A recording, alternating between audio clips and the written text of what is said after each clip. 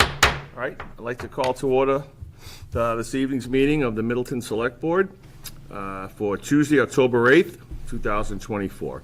I remind everybody present and anyone remote, which I don't think we have, is this meeting is being recorded audio, visual, as usual. So without further ado, we'll go to Mr. Solzback for the reading of the town warrant. Thank you, Mr. Chair. Before you have warrant number 2507 dated October 3rd, 2024. On the payroll side of things, totaling in at about $860,000. A couple things of note in there. You'll see about $6,300 for the PHE grant. They're starting to expend that. As a side note, quick thanks to Jackie, who's been traveling around to Boxford and Topsfield, just finalizing that agreement with the different boards. Additionally, overtime for police and fire, a continuing trend that they'll be monitoring throughout the year. On the bills payable side of things, totaling in at $1,328,513. A couple items, about $50,000 for the remediation of Natsu Way Phase 3, so it's a town meeting appropriation. That work specifically is just for soft costs, engineering, and continued monitoring. We don't have a construction schedule lined up for that just yet. For DPW, you'll see a little over $7,000 for equipment repairs. They're just wrapping things up for the summer and then prepping to roll out sand trucks and everything else for the winter. And then towards the bottom on the treasurer line, a little over $300,000. Of that, $278,000 is a debt service payment, and then the $24,000 assessment for the South Essex Sewerage District, SESD. Also on this warrant, there's FP 45. As I had mentioned a few meetings ago, these are going to start bulking up a little bit, and so this one you'll see comes in at about a hefty $2.5 million. For anybody driving by the old golf course, though, you can pretty readily see where that money is going towards. More recently, you've seen Town Hall hit the second floor. We had a post on it on social media today. In terms of steel going vertical, the public safety facility has been a few weeks ahead by design of the Town Hall.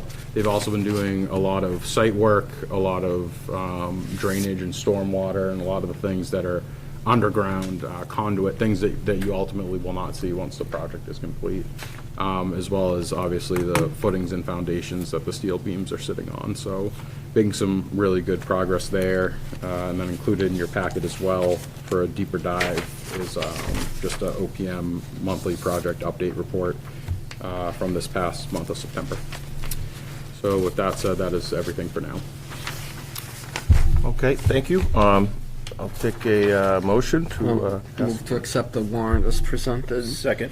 On warrant 2507 and facilities warrant 45. Second. okay, we have motion and a second. Any further discussion? All in favor? Aye. Aye. All opposed? No, passed unanimously. Thank you. All right, we've all in front of us have the open session minutes from September 17th and the executive session of September 17th. And are there any questions for the board on that? I'll move to accept as presented. Thank you. I'll second. We have a motion and a second. No further discussion. All those in favor? Aye. Aye. Opposed? Passed unanimously. Okay, Mr. Sulzback, if you would, your town administrator updates and report. Thank you, Mr. Chair. I would like to note the tax rate certification hearing is set to take place at your upcoming November 12th meeting. We've been coordinating with Brad Swanson on that. If needed, we can push it back, but for now, we're trying to hold that November 12th date. As a reminder, Veterans Day falls on Monday of this year. The town of Middleton will be holding a service at 11 o'clock. It's on November 11th at 11 in the square. Also worth noting, Wreaths Across America is coming back this year. It'll be held on December 14th. And just a quick thank you to our Veteran Service Officer, Nathan Stedman, for all the work that goes into this, as well as the Patriotic Observances Committee. I will be joining our chiefs at the request of our town clerk to discuss election safety. You may have seen some things popping up in the news. You may have heard there's an election coming up. Quite a contentious one, but there have unfortunately been some bad actors, so we're just trying to stay ahead of that, make sure things are secure as possible. MassDOT has officially approved a dedicated left turn arrow from 114 onto Boston Street. Very slow process. I thank you all for sticking with it, but we got there eventually. So at this point in time, we're just waiting on an official installation date. The most recent hurdle was confirming whether or not the existing mast arm could support the weight, which they confirmed it has. So once we know, we'll make sure we let folks know. It is not unusual for them to just show up and do it. So you Will may. there be signage leading up to there that there's a designated turning arrow? That hasn't come up in conversation, but I'll make a note, just to ask them. I would hope they would, but. Well, while we're on the subject of the arrows, so if you see coming out of Market Basket now, they had the yellow flashing for the people to realize that people are coming from River Street in. So it alerts you that you can't just take the left. And I'm wondering if we could look into something similar at the end of Essex Street, because people coming out of Essex Street don't realize there's a lot of people that come from Forest Street and go across, so when the light turns, they turn. Yeah, it's an ugly So intersection. so exactly what they did at Market Basket, they just have a flashing yellow when the light turns, flashing yellow arrow, just to alert people taking the left that there may be cars coming at them. I will look into that, and on that theme, we're meeting with Rep. Cairns and MassDOT this Thursday morning. So if anybody on the board or anybody in the community, if you're watching this, has anything you'd like us to bring up, we've received a couple tips from social media as well, from some things that are frustrating people around town. Pass it on and we'll bring it forward. Well, one of the topics actually, and this is about lights as well. So again, the Market Basket Plaza. So when you're pulling out of Market Basket and you're taking a right to head on 114 towards the square, that dedicated right lane, that light is always green. So it doesn't stop or even have a stop sign like any others. So if there's a lot of traffic coming out of Market Basket, you actually don't get a break in the traffic that's coming down 114. You'll get a break at the set of lights, but if there's a lot of vehicles coming out of Market Basket, it never breaks.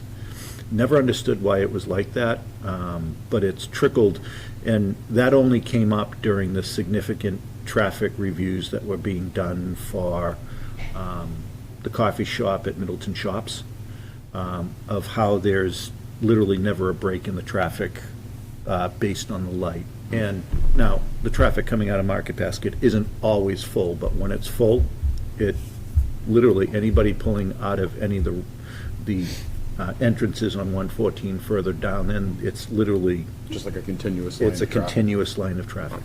Okay, I'll take a look at that as well. Anything else on that topic? No, thanks, you've become the Thanks, guys. streetlight guy. It happened. So you give a mouse a cookie, we get that one arrow, now we're getting a little cocky. To change gears, Finance Director Wood and Assistant Town Administrator Bresnahan and I have been meeting to discuss the fiscal '26 budget process and the calendar that will go with that.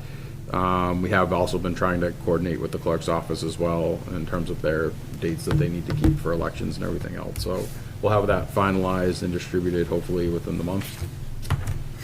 We are applying for a grant for rapid flashing beacons on Boston Street. So a gentleman had reached out in the past week or so, just talking about the pedestrian conditions, walking on the sidewalk along Boston Street.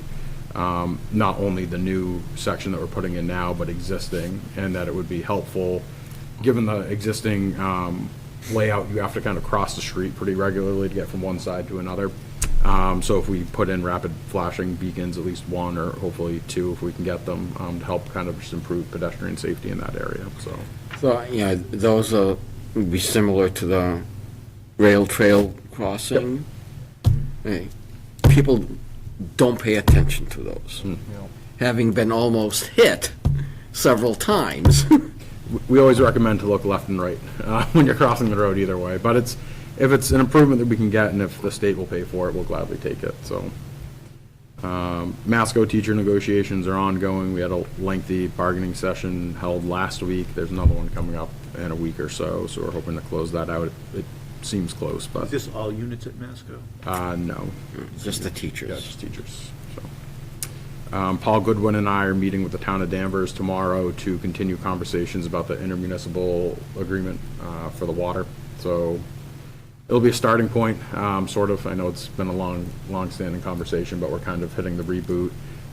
As you may have heard, Steve Bartha is moving on to go to Lexington, so I think at minimum, it's a good opportunity for him to pass on some information, and then when they get a new person in place, I think we'll pick that up again in earnest, just to keep you in the loop there. No word yet on the status of the Housing Works grant application. From everything from what I hear, based on people I talk to, it's any day now, so we'll see. As a refresher, we're keeping a placeholder for Thursday, December 12th, on the off chance that we do receive that grant, and if there's any strings that come attached in terms of compliance with MBTA communities. So it's just something we're keeping an eye on, and as soon as we know, we'll make sure we communicate it to the board and to the public, so we can act accordingly. And then lastly, I just want to once again thank the Select Board for a successful Employee Appreciation Day held last week. Also a big thank you to the many employees that help us set up for that, which is kind of the irony of the event, but it's nice that we can take a brief afternoon to mark the important work that the employees are doing and to show our appreciation. For me as a fellow public servant, I know it means a lot, and it goes a long way, so thank you, and thank you to our employees who are out there giving it their all every day. And that is everything I have. Thank you. And on behalf of the board, thank you to yourself and Jackie for your efforts, as well as all the, again, all the employees and volunteers that we have here for the town. Thank you very much. Okay. If there are no further questions there, we'll move on to item number 2, which is our public comment section. And we just ask anyone who has a public comment to understand it's just a manner of you letting us know how you feel and what you're doing, and we'll take it under advisement. So go ahead. So, thank you. It may have been in reference to Mr. Solzbeck's comment about a resident along Boston Street. I actually did email Mr. Garber and Mr. Sir, Solzbeck. I apologize for interrupting. Can we get your name and address for the minutes, please? Absolutely. Thank you. Anthony Wood, 38 Cabral Drive. Thank you. I'm a resident just off of Boston Street. It is true what Mr. Solzbeck said. There's a number of crossings that you must do across Boston Street if you're obliged to cross the street and you want to use the sidewalk. And I know that they're extending the sidewalk now towards Peabody, and I'm very appreciative of that. I think that's a great extension. But I was wondering if we could take this opportunity to improve the safety of the traffic crossings on Boston Street. The speed limit along that road is 40 miles per hour. That's nearly highway speeds. It's frequently exceeded by cars, and I have been in situations trying to cross the road and having cars not yield, and I know other residents have had that situation. There are 5 crosswalks between 114 and where the current crosswalk ends, and very few of those have any markings. Some of them none at all, other than the road paint, which of course you can't see as a driver, so you don't know that there's a crosswalk there, and some of them are around blind curves.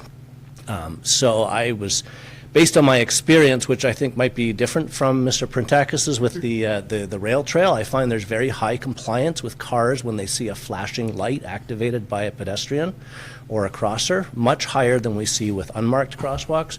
And so I think that would be an improvement to increase the safety of that stretch of road. The speed limit, by the way, apparently was established in 1970.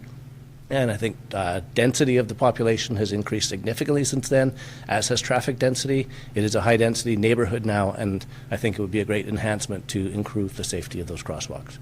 I have all these points summarized on a sheet. If that helps, I can provide that to you. But thank you for the opportunity to bring this up. Okay. Justin, so how many of the cross, so you would say we could possibly get those, would it be all 5 of them, or the specific ones that you're asking for? So conveniently, we have an engineer on hand who's very familiar with that stretch of road because of the addition that we're doing to the sidewalk, and they did identify 2 in particular that they think would be the most attractive candidates in terms of the grant program. I don't recall which 2 offhand, unfortunately. What is the cost of such a light, regardless of the grant program, if we were going to acquire? Matter of thousands, it's not that bad. Um, Yeah. The install gets you, but, yeah. I mean, we've gotten them on grant too, but by the time you're done, it's like $20,000 to put those things. Because you're gonna have to have the ADA dimple pad.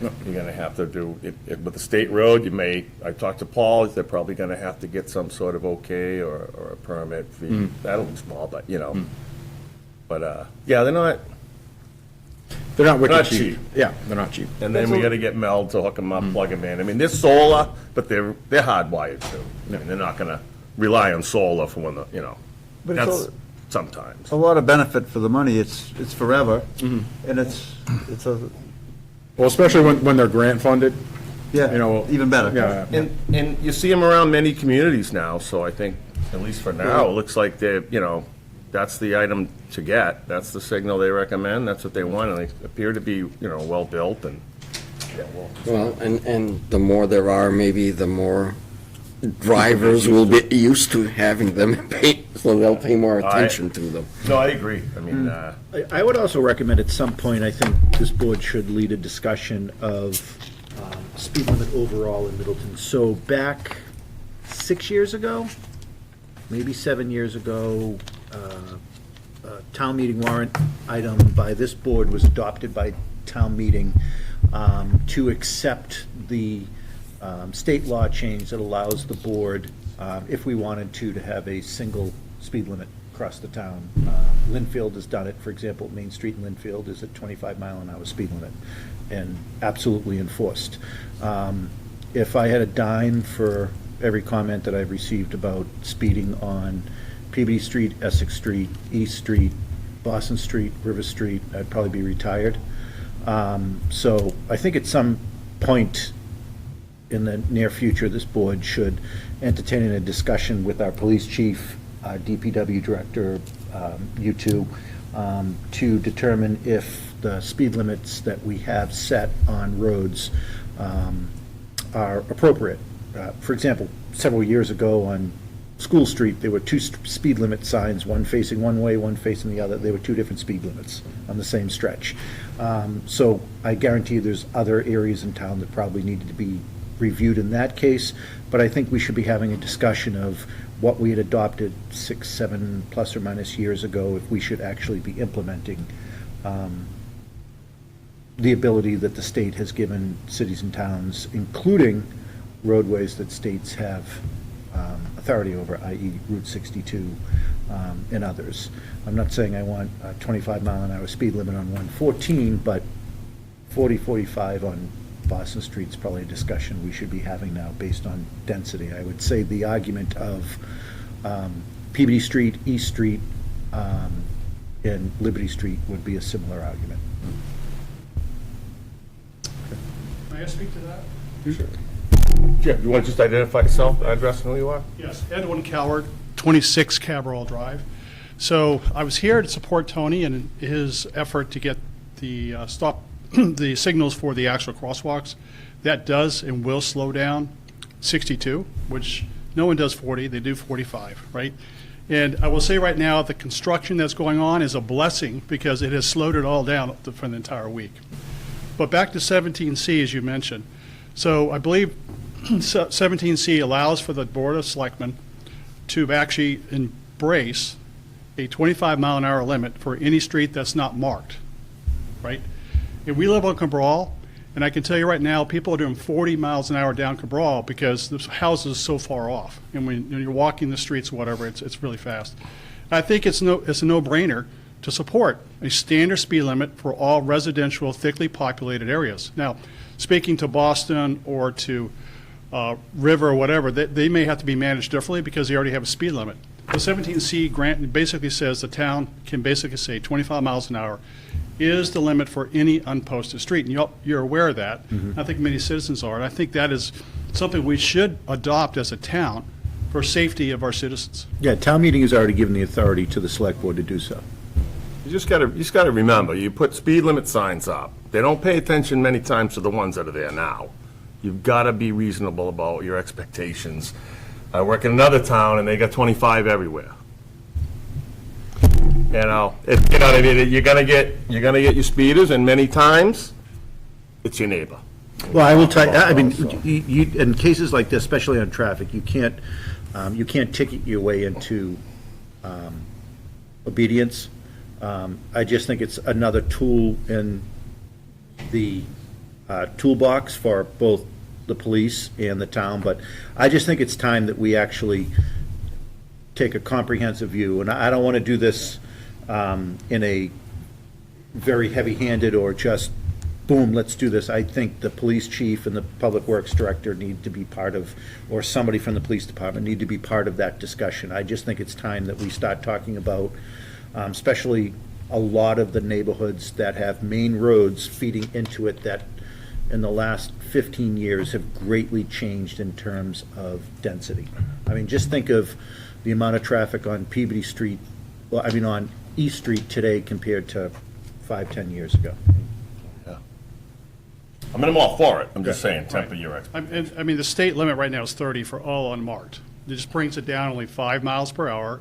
It's an opportunity for the town to educate the citizens, right? And again, you got speeders, and some of my neighbors are, and I have called them out on it, Guarantee absolutely. it. Right? But it's the landscapers are the worst. I will tell you, they come through the neighborhoods, they're doing 35, 40 miles an hour down Cabral with the trailer, and there's no way that they can stop. No way. But that trailer behind them, they're going to jackknife and so forth. So it's really is a hazard right now without having marked roads. And if we make this, the town all 25 except for where marked, then it's obvious to all what the law is. But it's not so obvious right now. Gotcha. Oh, I'm sorry? Oh, go ahead, sir, I'm sorry. Sam Mustafa, 14 Fanook Street. I actually had no idea that these gentlemen, my neighbors, were going to be here. So I came for this exact same issue. So between Fanoof leads to Boston Street, and we have Curtis and Fanoof. There must be easily like 30 kids in the neighborhood. So when you go into Boston Street, you take a right, there is about 30 yards of sidewalk. Then you have to cross the street when you go to James Ave. Yeah. And a couple of times, like it's been like a close call. I have 3 children, and when I cross over there, I tell them, wait until you don't see any cars or both sides stop. And they come flying around that corner. So it's the same issue. Like I was hoping that it could be marked, and we see the Danvers Trail, the Middleton Danvers Trail, they have those signs.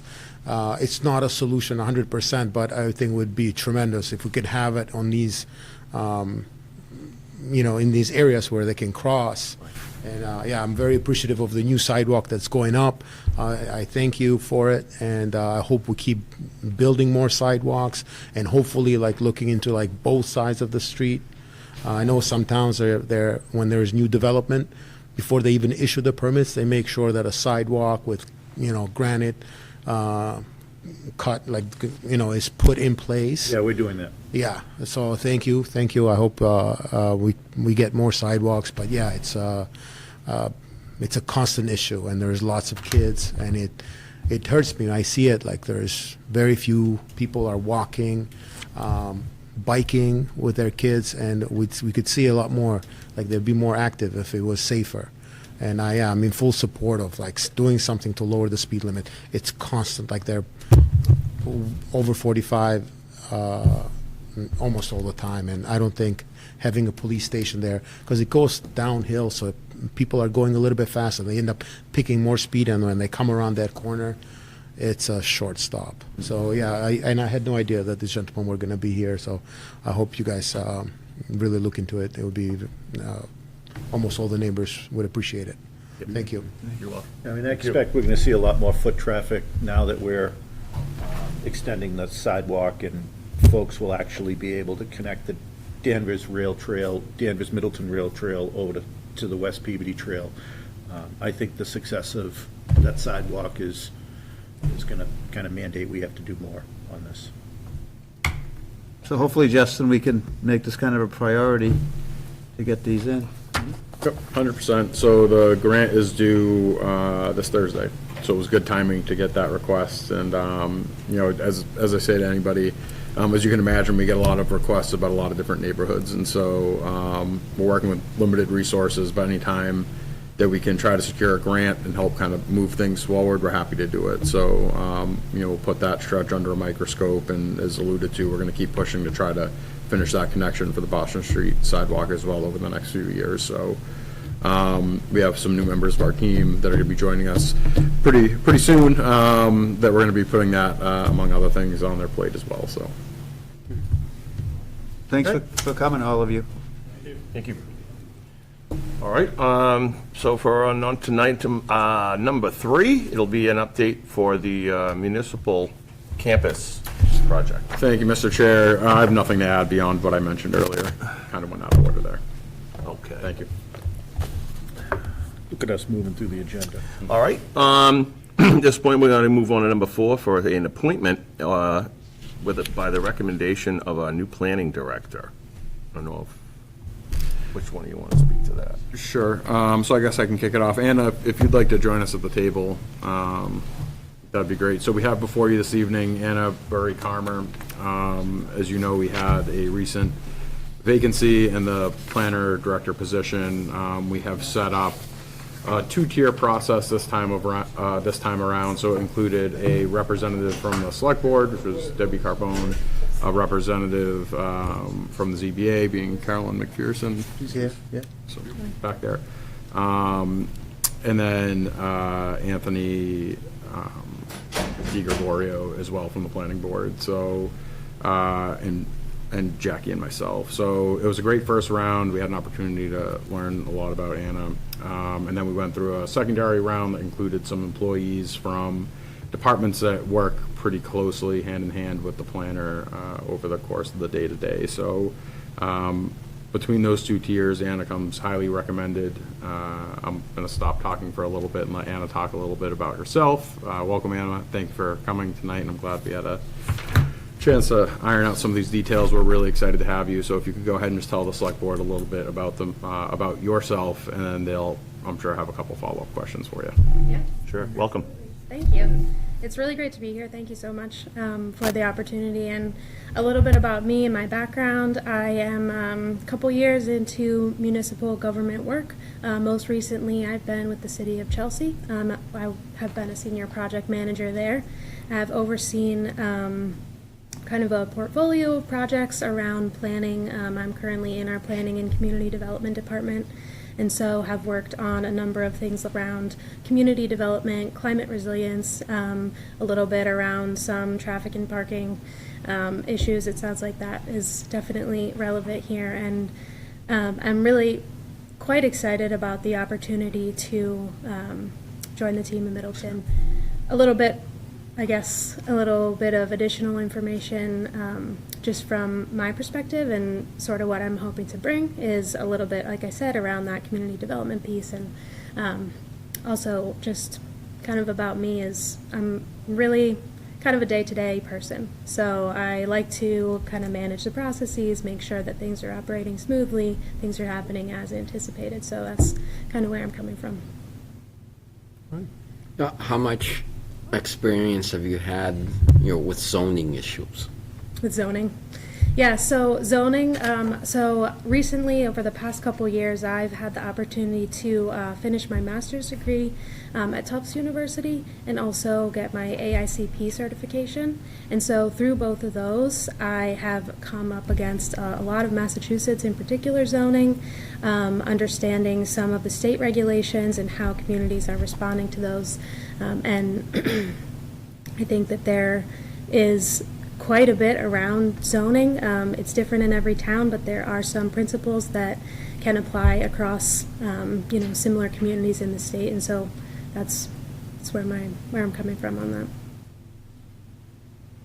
What experience did you have, Chelsea or any of the other communities you worked at, that you had any experience? You can see we're building a municipal complex. I mean, it's not, that's kind of out of the barn already, but in a town such as ours that, has, not fully blossomed the way a place like Chelsea. How much experience have you had with, municipal projects and the like? Municipal projects?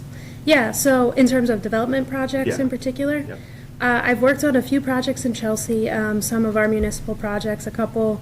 I would think that they are a little bit smaller than a full municipal complex, but have done a little bit on some parks projects, a park renovation and a new park, as well as a green roof on one of our municipal buildings. And so through those, have had some exposure and understanding of the different regulations around bidding out projects, reviewing bids, definitely the kind of monitoring that goes along with construction and project management, and then also some of the procurement guidelines. So Anna, one of the things I'm excited about you coming on board is I also sit as a member of the recently created Middleton Affordable Housing Trust, and we've been meeting monthly. Jackie has been a fabulous staffer of our committee, but a lot of the work that she's been helping us with, I think, is work that once you get fully immersed and up to speed, we'll kind of be relying on your input, expertise, and guidance on this. And, you know, coming from Chelsea, much different community than Middleton, but I assume that you have, in your role, worked a lot on housing and affordable housing issues. Now, the affordable housing issues that we're trying to focus on here are different, but in the end, they're still kind of the same. So can you talk a little bit about the work you've done around municipal and affordable housing? Yeah, definitely. I certainly think it does look different in each community. There are not only different needs in each community, but we all have a different landscape, so actual geography that we're working with. In Chelsea, a lot of the work that I was focused on was, it's a really dense community and there is simply not enough housing. In Middleton, I can imagine that some of the differences are ensuring there's affordable housing that is, you know, available for middle income folks who might not be able to keep up with the top of the line. And I think that my background in thinking through that, I would say some of the projects that I worked on in Chelsea around this were really kind of in the weeds. So looking at actual income limits, looking at the way that we, like the city, was managing new folks coming into the city, recent immigrants coming into the city and looking for kind of short-term housing. And so some of those things, I don't know whether all of that would be as relevant here. And I think that a lot of things here, it seems that there are some state laws coming out. The ADU bylaw, I know, is hoping to make some inroads into making affordable housing a little bit more widely accessible. But I do think that every town has an opportunity to kind of look really closely and determine what it is that is going to fit here and exactly what kind of need and where the town wants to fill that need and how to do that. Okay, good, thank you. And any, like your most recent experience for writing grants, applying for grants at all? Yeah, I've had a bit of experience and done a few grant applications in the city of Chelsea, mostly state applications through our MVP program and the one-stop grant application with the state. I think that most of my background there, I think I've also written quite a few proposals in Chelsea, RFPs and responses, and so I think that carrying all of that, I would be eager to understand and to start looking out for grants here. Thank you. Yeah. All right, and no other questions? No. So I could take a motion to, Mr. Chairman, I move that we appoint Anna Burry, am I pronouncing that correctly? Anna Burry Comer as our planning director for a term through June 30th, 2026. 7. Almost shorted you a year, sorry. Starting on November 4th, if we could. With a start date of November 4th, did you say? Yes, please. 4th. second? I'll second All right, with a motion and a second, we'll take a vote. All those in favor of appointment? Aye. Opposed? None? Passes unanimously. Welcome aboard. Thank you very Thanks so much. much. it. See you November 4th. All right. Be in touch with you too soon about the rail trail, so get yourself ready. Anna, were you going to stay and listen to the ADU conversation later as well? Yeah, should I stay up here? No, you're welcome to sit in the audience if you want to. I'll go back to my seat. Thanks again, Anna. All right, now we'll move on to number 5, which is updates from Meredith Shaw, Executive Director of the Tri-Town Council. Here we go.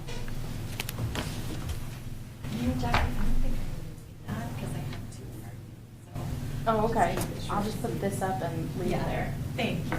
Well, hello, everybody. Thank you so much for this opportunity to come and talk with you about Tri-Town Council, and I'm thrilled to have 2 of our youth leaders here that are going to share their stories, sort of bring our annual report that I sent to you a few weeks back to life.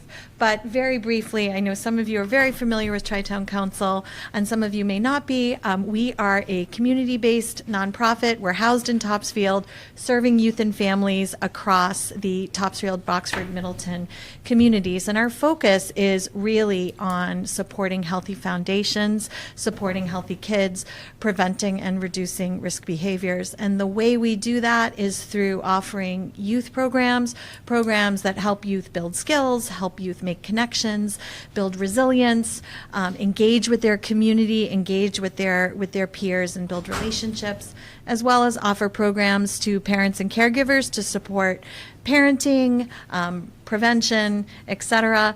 We offer resources, and we also collect data every 2 years. But I wanted to turn it over first to Neva Partal, who is one of our Youth Action Advisory Board members and also a Middleton resident, right? So she's going to tell you her story.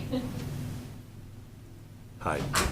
Hi, good evening, everyone. I'm Neva Partal. I'm a junior at Masco High School, and I've been involved with the Tri-Town Council since my freshman year.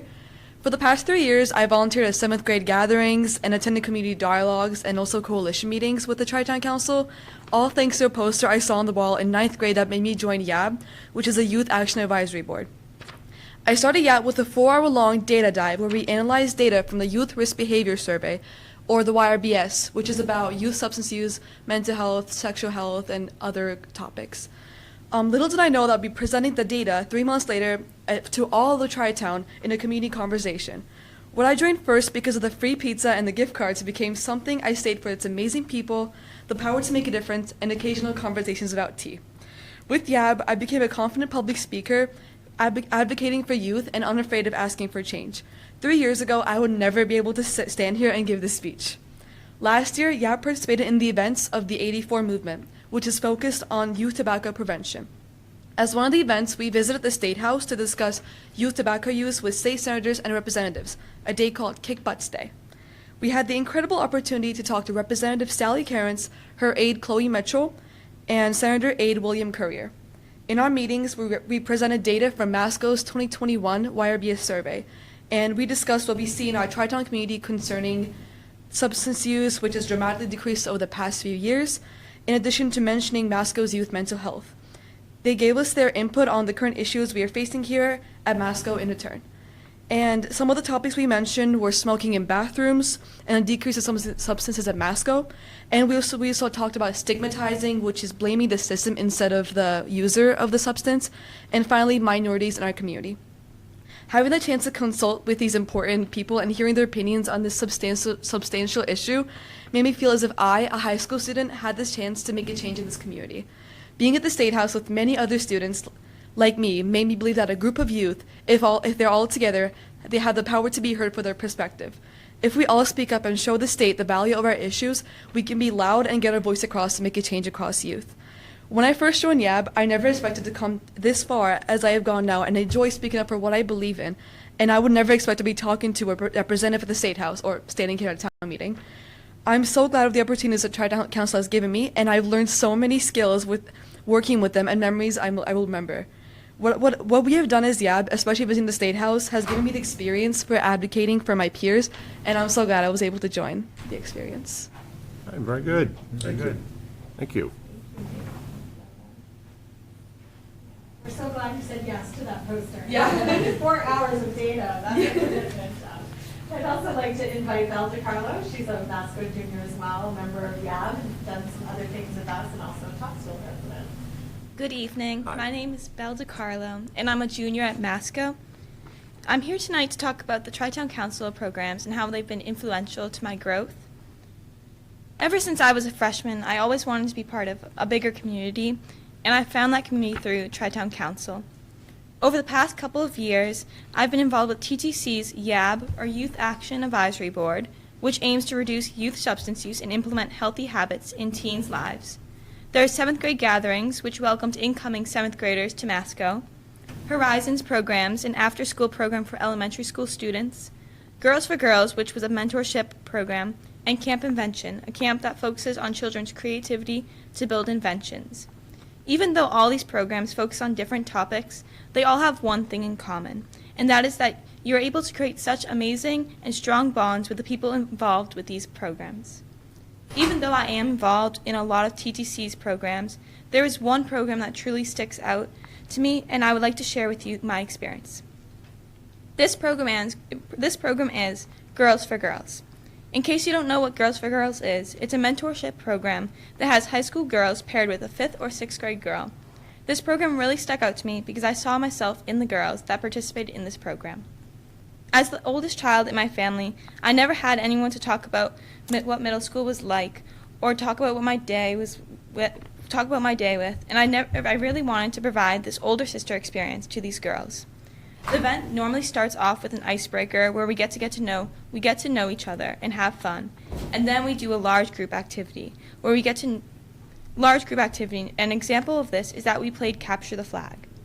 And then we have mentor-mentee time where we eat snacks and talk to each other and do a craft. One time we made slime, which was as chaotic as it sounds, and then at the end of the meeting, we all come back together and show off our craft. Throughout my time as a mentor, I made sure that my mentee knew that I would always be there for them, to listen to them rant about what happened on the playground that day, or to talk about tough topics and what they can expect when changing from elementary school to middle school. The connections that I made with not only my mentee but also my fellow mentors will always be something that I remember with a smile on my face. And it was through TTC that I was able to create these relationships. I was able to prove my leadership skills, problem-solving skills, and public speaking skills, which definitely improved by having to get the attention of 20 chatty 5th and 6th graders. I'm extremely grateful for having opportunities to be able to participate in these programs, and I can't wait to continue my journey with them. Thank you. Thank you very much. Thank you. Well done. So, thank you, Nada, thank you, Belle, and thank you to the town of Middleton for continuing to support Tri-Town Council. I think our two leaders here are great examples of what we're trying to do in building protective factors and skills and experiences and relationships. So, thank you, and thank you. Meredith, yesterday or the day before, I saw a news story about the negative impact of betting among teenagers. And do you collect data on that, and what do you see in the Tri-Town on that issue? Yes. So we used to collect data through the Youth Risk Behavior Survey on gambling, and we took it out probably about 8 years ago. That was pre-online betting, so we would be putting those questions back in the 2025 YRBS administration to get some data, just to see what, snapshot of where our kids are at with that. But yeah, it's everywhere. Yeah. Do you compare your data against CDC's behavioral risk factor surveys? Yeah, so we compare against the state Youth Risk Behavior Survey and the national You do. Risk Behavior Survey, which is reflected in the CDC. CDC designed the survey. What are you seeing for trends, Masco, compared to the state, compared to the national trends? Are we trending in the right direction, or are we trending in the wrong direction? Yeah, so we are about to release our data in a few weeks publicly, so we can speak more about that after we've gone to the leadership team at Masco and to the school committee. But big picture, our trends are going this way, which is positive. So our substance use our past 30-day substance use, which is indicative of regular use, is falling. Youth mental health challenges have been on an upward trend, but we're seeing with this recent batch of data that there are some positive changes to those mental health behaviors. And I think there are a lot of reasons why that's been happening. So that is some good news. But overall, I think our kids, for the most part, are making healthy choices. Most kids are not using substances, so that's the hopeful part.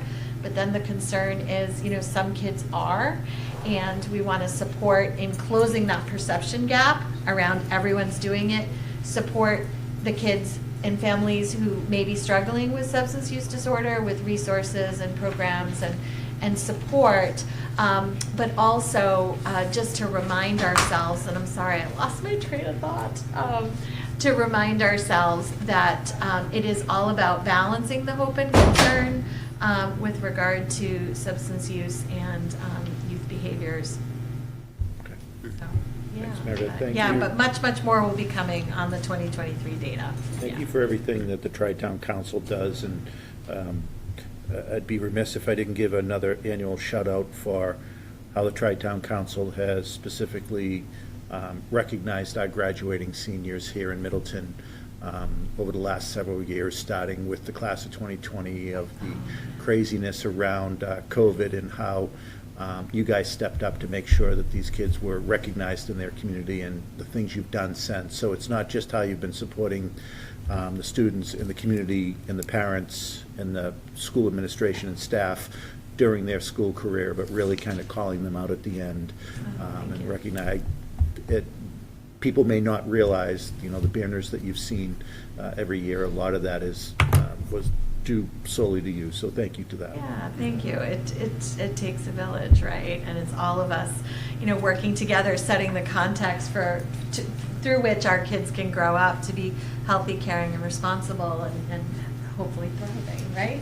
So that's And to you two, job well done. I mean, you'll probably be at the State House one day, working there, and, mentorship is probably the greatest thing somebody can do, whether it's mentoring a friend or a colleague at work or a younger person or an older person. So thank you. You guys are really good role models for the rest of your colleagues at school, but a really good role model for all of us. So thank you. So this is what your support helps create, and we thank you for that. Yeah, thank you. Very encouraging. Thank you very much. Thank you for your time. You're welcome. Thank you. All right. Oh, no. So with that, we'll move on to item number 6, which is a department head update for the fourth quarter and end of fiscal year review with our finance director, Sarah Wood. Hi, Sarah. Hello. So in your packet, you have our quarterly highlights as well as our expanded end of fiscal year documents that go into a little bit more detail as to where revenues, expenditures landed for the end of the fiscal year. I promise I will not go through the full 30-page document that you have, but some of the highlights, general fund expenditures ended the year at 96.9% expended. At the end of the fiscal year, we expect it to be anywhere between 95 and 100% expended for that range. There were only about 4 departments that came in with underspent budgets. And usually I look at those to figure out why. Is there just budgeting incorrectly? Is there something going on with that? So the highlights for those, with the general government ending at 86%, mainly due to the Finance Committee having excess budgetary capacity with their reserve fund. There was only one reserve fund transfer for $12,000 this year, so that led $88,000 in their budget, causing that to be out of the benchmark. Similarly, our compensation reserve also had excess budgetary capacity for the fiscal year. Also within general government, the elections budget saw a surplus due to early voting taking place at Town Hall versus at the library. Therefore, it didn't need to be staffed with any additional personnel. We were able to handle it within the staff at Town Hall. With Public Works, it was at 89% overall, primarily due to snow and ice. We had a relatively warm and mild winter. We can't say that we will have the same this year. Hopefully we do. Fingers crossed. And then in terms of our Health and Human Services at 85%, that's primarily due to our Veterans Affairs Department, where we do tend to budget a little bit more in our veteran reimbursement program than we necessarily need, because you never know who's going to come into town that needs those services. As well as the Recreation Commission having excess budgetary capacity due to there being no trips. I do know that looking at the Recreation Commission's meeting minutes in the last couple of meetings, they are working on getting trips and programs back up and running.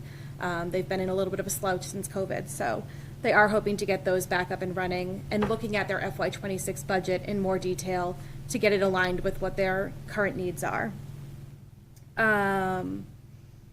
And then as far as expenditures for the general fund in terms of capital projects, there were $1.6 million in approved projects that were still outstanding at the end of the fiscal year. Of that, approximately $300,000 were closed out due to projects coming in under budget or being abandoned. In terms of one of them is Brigadoon, with the money we had set aside for the tree removal. I will say that in terms of the leftover money carried over, as you'll see as we get into the capital items, some of them there are some larger items, purchase of an ambulance for $500,000 that add up to that $1.6 million that was outstanding. In terms of revenues, this is the third year in a row that the town had surplus revenues over $1 million. This year our surplus was over $4 million to be exact. Majority of that due to investment income. I will say I sound like a broken record over the last 2 years that's the reason. But that I would like to keep in mind that is mainly due to one-time revenues with our bonding of the municipal project and the ARPA funds that will be mostly spent down. Non-one-time investment income came in around $750,000, which is still relatively good. I will say that we have been contacted by our banks that because the rates dropped, our rates are also dropping. We were getting around 5% with the money that we had in the banks, and now we're just over 4% is what they've brought us down to. So that will shift downward, especially as the federal government decides the Treasury does what they plan to do with the rates continuing to drop them. As far as revenues, the only categories that came in under budgetary expectations were property taxes. Both personal property and real estate did not reach our budgetary expectations. We do have a lot of money that was outstanding at year end that has thus been collected. Of roughly $360,000 of the $680,000 we had outstanding at June 30th has been collected. So that it's always that timing. Are we seeing any trends around a growth in what we think will be difficult to collect property and personal property tax? Like, is this beyond the stuff that came right after the fiscal year closed? Is this looking different than previous years? I will say this was the highest balance that we've had since 2021. Okay. With COVID. At the end of year, the amount that we were carrying. So I would say we are trending towards just affordability with inflation and everything else. You know, if you don't pay this, if you don't have a mortgage, there's not much of an issue except for when, as my next point is, letters are going out this month for people that have balances outstanding from FY24 and beyond. They will receive a letter in the mail stating that if the payment is not being made, we will start to lien the properties at that point. We have kind of given a little bit of leeway with COVID and things like that, but now we're going to start going back on that and getting our collections back to where they should be at this point. So by the end of the month, those letters will be going out. Yeah, the amount that, you had 600,000 and about 360, came in. So of the remainder, is that properties that just had another year of taxes owed, or more properties? Both.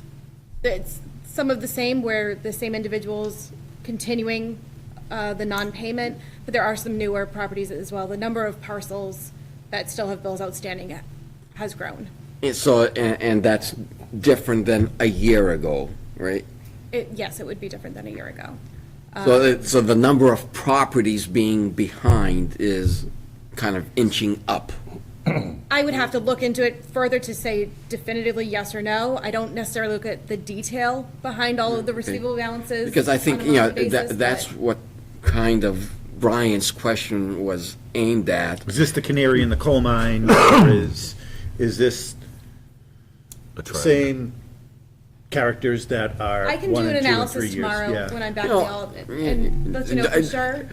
You know, you don't need to spend hours doing it, but if it's Oh, something you can do with it for 10, 15 minutes, that'd be I can take a look interesting at to that know. and see. I don't know how easy it's gonna be in our system to run a report, like a snapshot of this point last year where we were, but I'll look into it and see what I can find for you.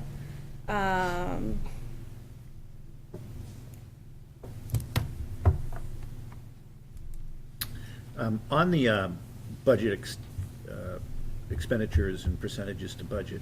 Yep. Great job staying under budget on debt. It was $1. I was gonna Nice say, well, you job. have to stay under Nice budget on job. debt. Look at that. That is a 50-cent variance because we round all of our We'll budgets. take I it. don't budget to We'll the penny. take it. So yes, that 50 cents. So you came under budget. You know, I almost pulled that 50 cents to cover that 3-cent issue we had, but I didn't. I left it. Right, I really wasn't sure where you were going with that. So moving on from general fund, just quickly touching on our CPA funds expenditures, we're at 99.6% of budgeted of the budget. The exception, I think, there were some admin fees that had a little excess budget in there. And CPA revenues were at 111% of the budget due to an increase in surcharge revenue over the budget, which you may question, why is that over budget when real estate and personal property taxes were under the budget?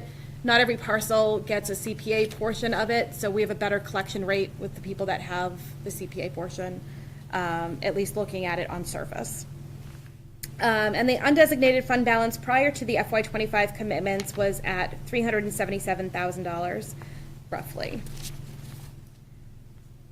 With our water fund expenditures and revenues, if you'll recall, this time last year, we were still outstanding our payment from Danvers on the revenue side, so they came in under budget. This year, we had the 2 payments to make up for FY23 plus FY24s, which replenished our fund balance to $652,000, which is what has been certified for Water Enterprise Fund retained earnings as of July 4th.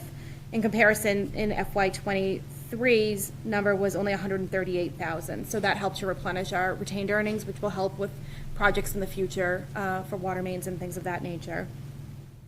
In terms of free cash, it was certified as of July 1st at $6.7 million.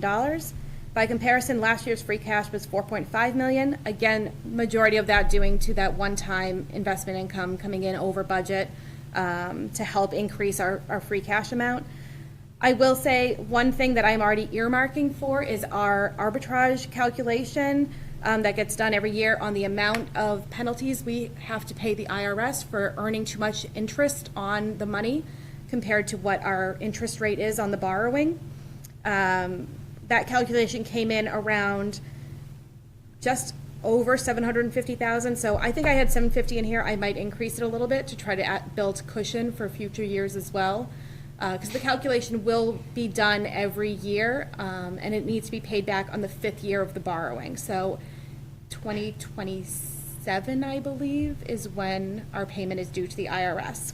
So the 6.7 million of free cash, 700 of that is really, needs to be paid, so it's really $6 million. Exactly. We'll be starting the budget cycle and the capital project cycle at around 6 million, maybe a little bit less than that, just to be able to account for that. But the second point I want to make with that is also, you know, moving some money into our reserves, to our stabilization funds, but also not adding too much into them without spending them, because that is a new thing that bond, when we go out for our bond rating, they don't necessarily want you to just keep piling up money without actually needing it or spending it. So that's something that we want to just keep an eye on, as we do have to do some borrowing this coming year, and we'll have a new bond rating. So I don't want to put too much away without showing that there's a need for those funds in the future. Well, that goes back to our financial policies that have floors and ceilings. We don't want to be Exactly. holding people's money, in our coffers, So it's just making sure that we're following our policies and staying within those guidelines, and not just putting cash away because we have it, and kind of using that money towards the projects that are needed in town. So Sarah, you have a lot of special revenue funds. I do have a lot of special revenue funds. So I could do. ask a question on one of them? Sure, let me just get to the page that you're looking This at. would be page 13. Yep. I see that there is about 100,000 plus or minus remaining in the ESSER grant. I thought ESSER was expired. I thought the schools had expended all of their ESSER funds. They have the same deadline of December 31st, 2024. See, 'Cause it's ESSER 3. It's yeah, not- I know that's ESSER So 3. each ESSER had its own set of deadlines, and I believe they have until December of this But I month. remember, not the exact conversation, but with the elementary school leadership, they were telling us that the fiscal year that has just ended, I thought was the last year that they had told us that ESSER dollars were available to them, that the budget that was starting July 1st this year, they no longer had ESSER funds. That's what I remember being part of the discussion, because I had asked I if think we there's had. no more ESSER funds built into their budget, but there are ESSER funds available. Okay, because I was going to say, I remember the discussion was, did you use ESSER funds for one time or several times, And they but did not have some in recurring? their budget, but I believe they pulled it out on this budget cycle. So this is just remaining funds to be used for those one-time capital, and I believe their deadline is December. Okay, Similar to our ARPA fund deadline. okay. Thank you. But if you would like me to double check, No, I was just wondering Okay. if, I thought ESSER 3 was done, but you were right on I think it does have the timing. same deadline as ARPA for that one. Is there because this has got to be a time suck for you to manage this many special revenue, is there a need to have all of these? Most of them, unfortunately, yes. Which goes to my joke of, I love when we get grants. I hate having to do the accounting for the grants, especially when it's a reimbursement one-time grant where it just goes in and out. But to be honest, it really isn't that much of a time suck, as you say, to manage all of them. For most part, I'm not the one that manages these. The department heads have the account numbers. They're the ones that are tracking all of it, making sure that they're spending it. We give them reports. When we do our monthly year-to-date budget reports, all of their grants are included in those too, so that they're aware of the balances in them. Yeah, but I see like a bunch of small ones that have had zero revenue in the just closed fiscal year with small dollars left. So there are some that we did close out in July. Some of these are them, in terms, even like the Don't Block the Box grant, we abandoned that grant.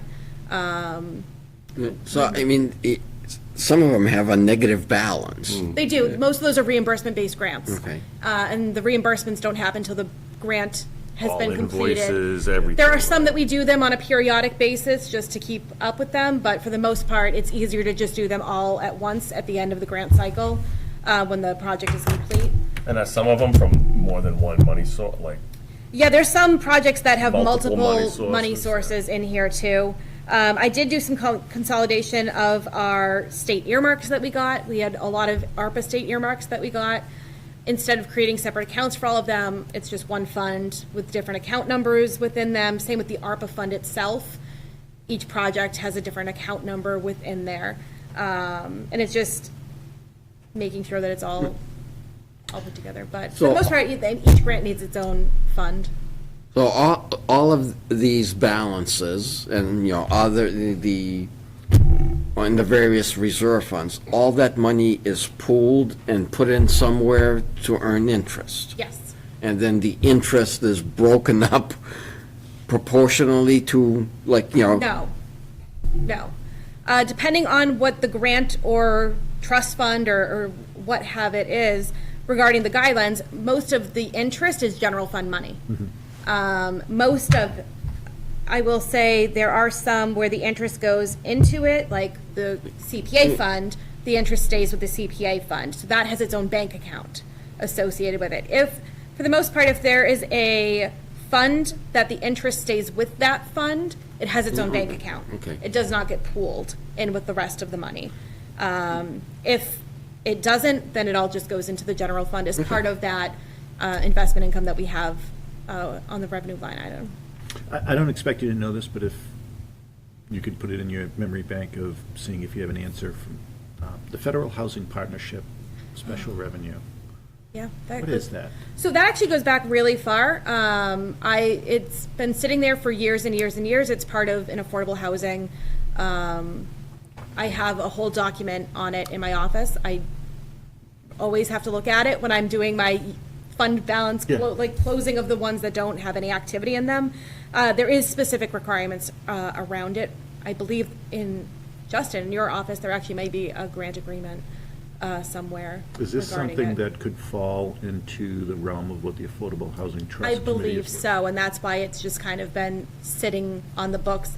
It hasn't had any activity since I've started here, so. We'll I'll take see it. if I can find some guidance We'll on take how it. that can be spent. Yeah, and Justin, I'll send you what You're kinda documentation I do greedy have there. regarding it, so. Yeah, there's some one-off donations that, some of them are very old and that we just haven't had a purpose for them. But most of them do have activity every year. Yeah, no, I see I've that. done a lot of work cleaning up and closing out a lot of old funds that just were sitting there for years and years.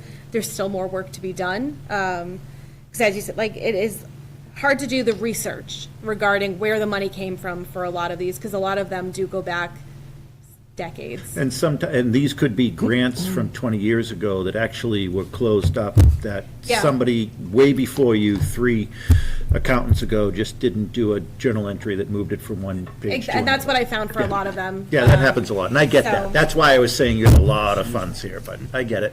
But this is actually the consolidated version of the funds, so. And then, let me just make sure I didn't have anything else.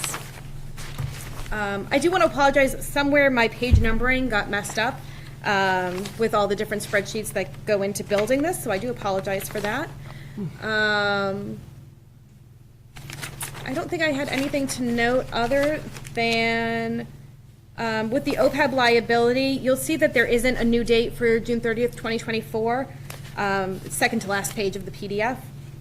Yeah, the new valuation is being worked on for FY '24, and should be done in the next couple of months. The other thing I wanted to say is our audit is slated to start on October 21st, but our reports will not be finalized until February due to some delays with the Essex County retirement system. They've had a lot of turnover with staffing, so they're behind on their reporting to PARAC for their actuarial valuations. So that's why our audit is kind of starting a little bit later than it typically has. Usually we're done in September for the audit. So that is something that we'll be working on in October. Do we know, speaking of Essex retirement, given that it's been a pretty robust investment environment the last several years, have they closed some of their gaps on?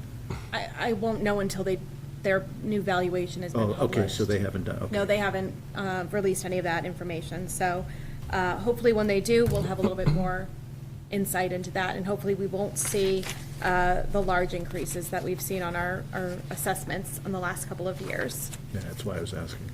Okay. And how's our, overall, I'm looking at like OPEB and retirement stabilization. Have we had decent returns on those? Because is our OPEB now with? Our OPEB is state- with PRIT. It is with PRIT now? Yep, it okay. always has been. Oh, it was from the beginning? It always has Okay. been, at least since I've been here. Okay. It's been with PRIT. I will say on page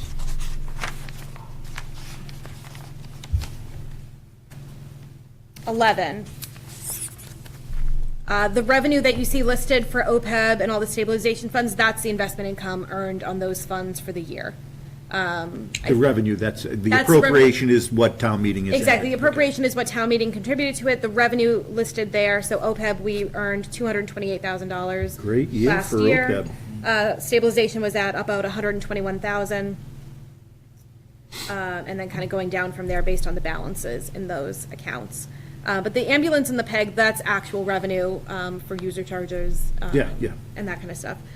There's no investment income on those. But yeah, it was a much better year this year. I think 2 years ago, we actually had some losses in those. This year so far is looking relatively good as well. But like I said, with all the investment income changes with the rates, we're going to start to see a slow decline on our returns for these. Yeah, well, I'll take the 228,000 on OPEB, that's great. Thank you. Yeah, you're welcome. Any other questions? Thank you. Thank you so much. All right. There's a mustering out in the hallway. Somebody could let them know we're ready for them. Thank you.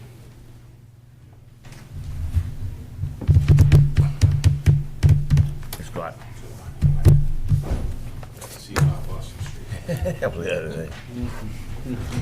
Okay, very good. So with that, we'll move to item number 7 of tonight's agenda, which is the refer accessory dwelling unit, also known as ADU, the bylaw to the planning board. So I don't know who wants to I'll kick start. this off. So, thank you, Mr. Chair. So as you recall, at your most recent meeting, we had brought this before you just to kind of get it on your radar. It's back on the agenda this evening, just to give you a little more context. We had an opportunity to follow up with Jay Tallerman, Town Legal Counsel. He's presently on vacation, otherwise he'd be joining you this evening. We also have Scott Fitzpatrick, the town's building commissioner, who, in so many words, is the person that this is going to hit the hardest once this goes into effect. So it's not so many words, it's absolutely going to hit him the hardest. So, and so that's why Scott did a good job of kind of getting us early and often on this one and making sure that we're staying on top of it. So the issue is created in part from the housing bill that came forth from Governor Healy's office over the summer. One component of that is the ADU piece that will go into effect on February 2nd. So for the sake of folks watching at home, what that means is that effectively this will go into effect without guardrails, because most communities have their annual town meeting, or smaller towns that have open town meeting form of government have their annual town meeting in May. So how do we bridge that gap? The concern we have is that if we don't address it via special town meeting, we are holding that December 12th date for another purpose, that there could effectively be 2 classes of ADUs that, from a management standpoint, is going to be a huge headache that would kind of haunt Middleton for decades to come, being that you'd have folks that applied when things went into effect in February, and then a whole other group of people playing by a different set of rules that would apply at annual town meeting and any time thereafter. Really not ideal. And so the draft that we have before you is largely identical to the draft that was provided at your last meeting. We removed the markups just so it's a little bit easier to read. But what we're looking to address here is small areas where we can put up guardrails, where we can put in, safety nets, to the extent that the state will allow us. So similar to what you saw in the MBTA communities issue, you can't make it so overly restrictive that you're invalidating the law. And what we're trying to do is walk straight up, right up to the line as far as we can, just to make sure Middleton's interests are protected. So Scott, you've identified a few good areas where there'd be gaps in that time period that is correct. Annual town meeting in mid-May. Is there anything you want to add to that? Just that, we took the template that Jay provided. Jay had been in contact with, I don't remember what department at the state, but they were providing guidance on what we're going to be allowed to regulate. This bylaw is going to fall under. It's basically going to be very similar to the Dover Amendment uses, which we have very little control over. So Jay and his group had identified a few sections that we're going to be allowed to regulate. And when you say Dover Amendment, which is? Dover Amendment is the... basically educational or religious facility could be in any zone. Group homes, we have very little... Control over that. Yeah. The Dover Amendment, just, and I'm saying this out loud for folks at home that may be watching this, is you hear all the time that zoning is solely and completely in the purview of local government. The state doesn't have any control over it. The Dover Amendment very clearly is the legal precedence of local government doesn't have total control over their own zoning. The state actually has more control than residents may understand. And this is another This is another example. of it. So we went through, we identified the single-family districts in town. One of the big things is we identified no short-term rentals. That's one of the things we're going to be allowed to regulate. Under the dimensional requirements, basically, we're looking at adopting the dimensional requirements for the district that it's located in, so it won't be a separate set of dimensional controls for an ADU. If you're in R1A, you follow the R1A. If you're in R1B, you follow the R1B, and so forth. It does follow the state mandate. It limits it to 900 square feet, or we added 50% of the footprint, or 50% of the gross floor area of the existing dwelling, whichever is smaller, limited them to 2 stories. They are accessory dwelling units. We identified the one parking spot that we're allowed to request for it. We limited them to 1 by right on the property. That's something that, I hope the board understands. If we don't adopt something, you can put more than 1 on a property by right if we don't limit it. I forgot, excuse me, was it the one parking, was that supposed to be exclusive on the property, or could that be just the existing driveway can fit it, or is that what you're referring to? Well, as long as the driveway is big enough. I mean, a lot of our houses in town have big enough driveways that they can fit the 2 cars that are currently required for their existing single family, and they have room for a 3rd car.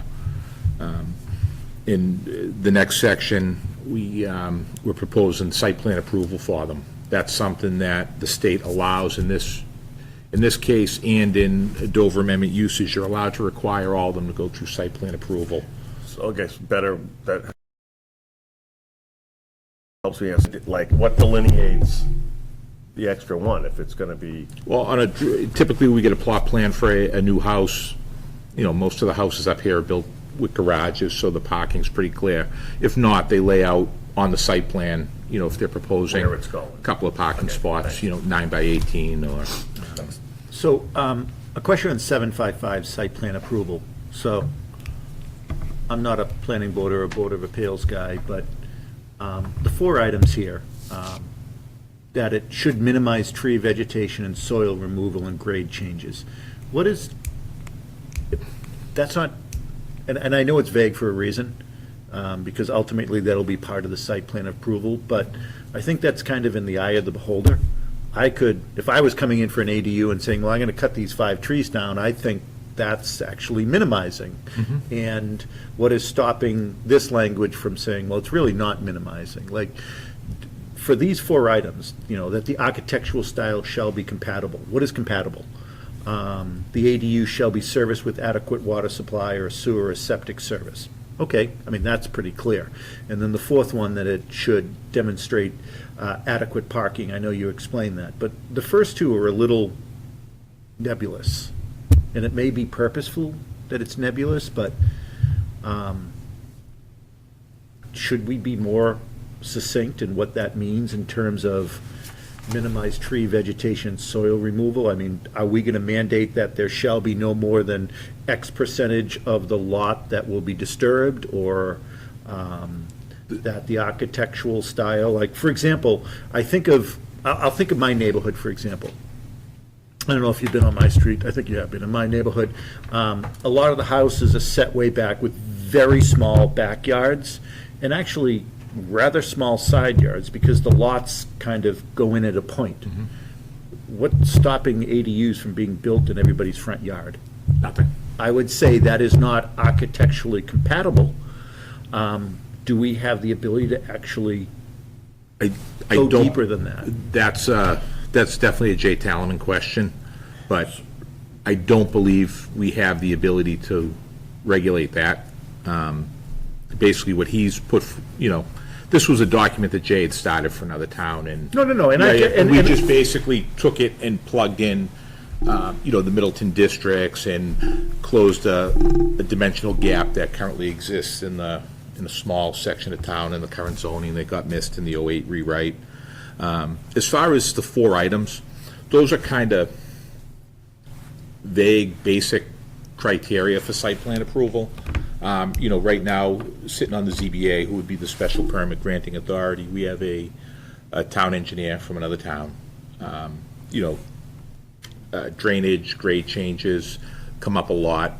I'm sure all of you have gotten calls in recent years with the, especially I think it was 2 summers ago, or last summer, we had those real heavy rains and a couple of subdivisions that were under construction, kind of wreaking a little bit of havoc with, and that's stuff the board will look at, basically. And I get that. I don't want to take the authority away from the Board of Appeals and their ability to, within their approval process, to negotiate on that site plan approval, but if we're actually delineating items that are going to keep the character of the neighborhood, I could actually see where it's more than just, it should be compatible with the existing principal dwelling or the subject property.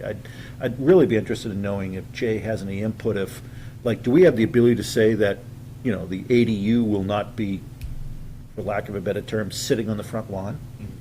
So, Well, unless that's where your septic system is, but. Well, and that's the other thing Middleton has going for us is. Right, but there's no guarantee that's gonna be. Correct. Yep. What might be, like, what you're talking about, that's not gonna be everywhere. The septic might be in the backyard, and the Right. front I mean, yard might be the only. Here's a perfect example. We have a lot of homes in this town that are being sold as 4-bedroom homes that were built before, that are being sold as 4-bedroom homes that have a 3-bedroom septic.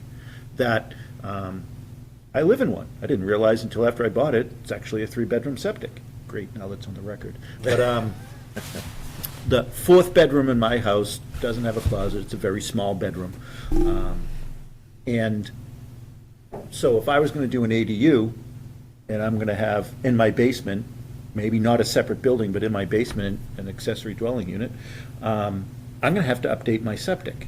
Now, am I now going to be a 5-bedroom? Or am I a 4-bedroom? I mean, these are some of the items that I think, I don't know if it's going to show up at the Board of Appeals as a topic item, or if this is going to sit like on your desk, and then our phones are going to blow up and his phone is going to explode.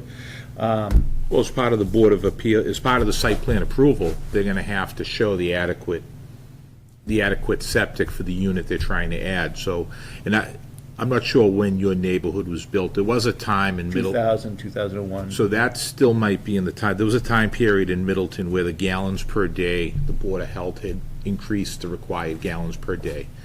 So, And that's part of what I was going to Yeah, get like at. 600, beyond the actual bedroom count, but they did it with the flowage. they increased the required gallons per day, and there was a period of time where, and I'm not a septic guy, so these are some round numbers, and I'm not, say the gallons per day today is 150 per bedroom. Back during that time, it might have been 200 per bedroom, so if you have a 3-bedroom that was permitted during that time, by today's standards, it's a 4-bedroom. 4-bedroom. But what I'm trying to get at is, as it relates to items like septic and others, are there other ways that we should be looking at? Because I think the biggest issue that's going to be brought forward with the ADU law that the state has passed is going to be septic in this town. And why was mine built as a 3-bedroom? It's probably because one edge of my property is wet. The other side of my property is wet. I had one area that a septic would able to be built, and I'm not putting an ADU. I don't want anybody else in my, I want everybody in my house. Oh, that's a whole nother story. But I think if we have the ability to potentially address this now, and maybe not have to take a swing at it later, so we don't have 2 different ADUs, I'd welcome the opportunity to do that now. Can I just, may I about the Yep. septic piece too? So I did more of the septic work in my last community. I'm by no means a professional, but I will say that a lot of the items that you're talking about, Brian, regardless of if we have this ADU piece or not on the septic side, that is part of the septic code. That's a part of Title V and any local regulations our Board of Health implements. So what Scott's talking about with the shift of gallons per day, which I think currently it's 110 and it had been 150, something like that. That's something that is the state Title V code and then regulations of our local Board of Health that affect that. So I would be mindful that we definitely want Jay to look at it, but we also don't want to put things in the bylaw that belong in the Title V or the septic regulations. Just- Agreed, but if we should be looking at this holistically, if we Agreed. should be simultaneously having the Board of Health take a look at our septic requirements and codes, in addition to what the state rules and regulations are, because I think once this ADU starts to be implemented in the town, and I don't know if there's this huge pent-up demand or not, you'll surely find out soon enough come February or March, whenever this starts, but I don't want what's sitting on your desk every day causing you to pull out your hair because it's all septic related. And that's what I think the parking issue, trust me, these lots are big enough in Middleton. The Yep. parking's not going to be an issue. I think it's the language in there so it doesn't become cumbersome, but the language is there for a reason. I think the architecturally compatible or appropriate Board of Appeals will manage that and manage it appropriately. The minimized tree vegetation, if there's a way that we can try to, because I could see ADUs being built that are going to reach the setback requirements, but it's going to be this new building, boom, sitting right on my neighbor's property line. Yeah, and we, as part of the dimensional controls, we kept a lot with as well. So as you described, a typical Middleton lot, the wedge, other than, pretty much Brigadoon, nothing's a rectangle lot in Middleton anymore. So that's gonna control where these can be set as well. Wouldn't it anyway, though? Absent something like this, wouldn't it still? Nope. No? No, basically, if we don't do anything and February 2nd rolls around, it's fair game. And you can have more than one per lot by right if we don't do anything. So what we did is we did one by right. You can petition for a special permit if you want more than one. There's some really big lots in town that, don't have the frontage to get, Multiple lots. to get A&Rs and split off, but, you could fit 2 or 3 of these things on them, and a big lot, you might be able to upgrade your septic, and, not saying it's gonna happen, but we definitely need something come A February. smart property owner would know. Justin, you don't have the law with you, right? The state? Not on me, it's in a prior packet, though. if you have Yeah, that. I know we have it, but I wish we had it now to. It's pretty vague.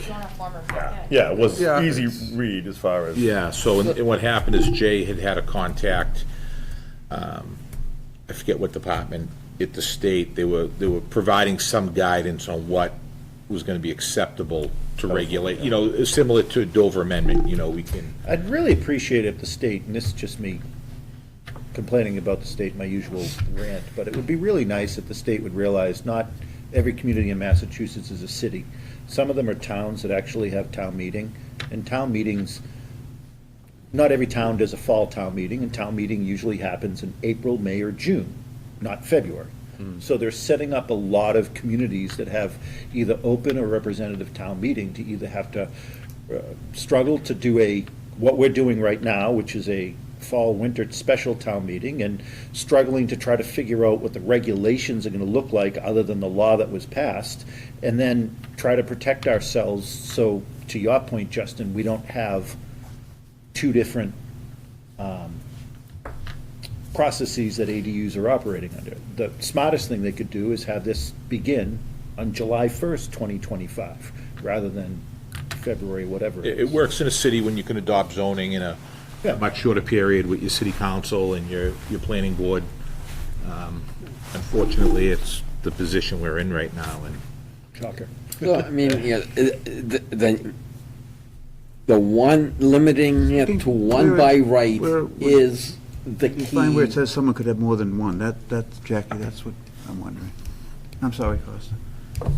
To me, if by adopting this, we can limit properties to one by right, that's the reason to do it. before February And I 2nd. think the dimensional controls too, so you don't, all you guys live in Well, town, and site the last plan thing you review. want is something popping up on, right on your fence line. I don't believe the It says right there, I think, isn't it, Jackie? Yeah, so it's one ADU is permitted by right. Amendment specifically require for more than one accessory dwelling unit or rental thereof in a single-family zoning district, there shall be a special permit for the use of land or structures for an accessory dwelling unit. So that's exactly part what of we the want to law. do is already in the law, so we don't need that. It's exactly mirrors, that is the exact same, so the argument that we have to have an emergency town meeting for this, to prevent that, it's already in the law, so. Well, I would offer, Jeff, that's one element of it, but there are several other considerations With no- that we're The looking at. dimensional setbacks, the Yeah. site plan review, the bulk and height of the. Yeah, I actually think the structure, site plan review, Jeff, is actually more important. And short-term rental prohibition. Well, it's in the, No, short-term prohibition is, I don't think, part of the state law, because, trust me, there's communities that this is going to become an Airbnb haven. The I underlying don't think text that's- here are the things that we are allowed to, that are considered reasonable regulations for towns to set on the ADUs. Site plan review, dimensional setbacks, bulk and height, and restrictions and prohibitions on short-term rental. Those are things we are allowed to regulate, and that is what Scott is and you proposing. couldn't do that, if somebody, the short-term rental, you couldn't put a bylaw for that in after the, If somebody. in May, would that cover any, could you put a bylaw in May saying that any accessory dwelling can't be a short-term rental, or would the other ones be grandfathered that they could be? So it's that 2.5 month window, if somebody got in, they'd be grandfathered, and we'd have to honor it indefinitely. And that's kind of the concerning piece. So if The I, use would be grandfathered to have short-term rentals if it, if they applied for it, no, I would have to think if it was something like if it lapsed. No, I think the only way, Jeff, that we could actually limit it across the board is we'd have to say, period, there would be no short-term rentals, i.e. Airbnb, VRBO, within the confines of Middleton. Not just for ADUs or just for this, just for that. Because I would argue, if an ADU has already been permitted and built and is being utilized as a short-term rental, and the town decides now, let's say there's 5 of them, and we're going to town meeting and saying, you 5 can't do this anymore, because everybody going forward, I would argue that would be an argument for a focus spot type zoning. yeah, we're only going to limit it to less than 30 days. Yeah, 31 days. So that still is a short-term, you can still rent it 12 times a year. Oh, yeah, absolutely. So what I'd like to offer is typically, we'd like to take a little longer on these things, but Absolutely. given what was dropped in our lap from the state, we're at where we're at. And so we're trying to kind of address this, get something in place while we're also still kind of trying to review it. And so to provide a roadmap, what we're considering is if the board were to vote to refer this to the planning board this evening, the planning board is meeting tomorrow night. They are going to look at it as a first look draft in the same way you are right now, no determination being made, to set them up for a hearing in their November meeting, which I believe would fall on November 13th. Between those points, being the planning board's meeting tomorrow night and a potential hearing on November 13th, there are 2 more select board opportunities where we can bring in Attorney Tallerman. He'll be back from his break, and we'll be able to dig into some of these items a little further, once again stressing no determination being made. We are holding that December 12th meeting anyway. If it's between now and then it's determined this is something it would be in the town's interest to move forward with, it can be plugged into that December 12th special town meeting placeholder. What's the kind of drop dead date of? Do you remember offhand? Yeah, so I would say that, in a sense of not making a determination that you want this bylaw, but that you want the planning board to study it, would be tonight. Because if we don't have some direction that we at least want to study it and have the public hearing and get some public feedback, we will have missed the window. So ideally, the planning board really needs to have their public hearing in early November, so there's time for you to let the planning board have a public hearing, let them refer it back to you, for you to add it to a warrant and close the warrant, in order to have us mail everything out, ideally around the Thanksgiving holiday, so that folks get a hard copy warrant. So if the board can do that so that it can be studied, so that they can take care of that business in early November, that's the only path forward if it's something that the town deems is a necessity. We've usually shied away from zoning amendments. I agree with you on that, At but special town meetings, I mean, you're gonna have such a few amount of people deciding this. I don't see, now that we found out there is only one by right, I don't see anything glaring in here that can't wait till May. I think that we're rushing this. I think we should have it, but I don't think that we need to have an emergency town meeting to put it in place. I would not be in favor of having an emergency town meeting for this. So I usually don't like zoning items happening in a special town meeting, but I would, Justin's opening comments about that we could actually have two different ADU processes, I'm going to call it pre-May 2025 and post-May 2025. And if we pass this in May 2025, it doesn't become process on May 15th or whatever the day is at the town meeting. It's going to be after AG review, which probably would not be confirmed until sometime in July. So we're really looking at 5-6 months of ADU processes that could be separate. Secondly, as much as I agree with you, Jeff, on the one ADU only is not the big issue or the big need anymore, I think the site plan review and the setback requirements could be the bigger issue. And it's not somebody that's chomping at the bit to put a small ADU at their house for their mother-in-law. I think it's what you mentioned, Scott, which is there are a handful of lots in town that have not had the frontage to actually split to multiple units. And this could be the backdoor process to that, more than just taking it from 1 to 2 without site plan review.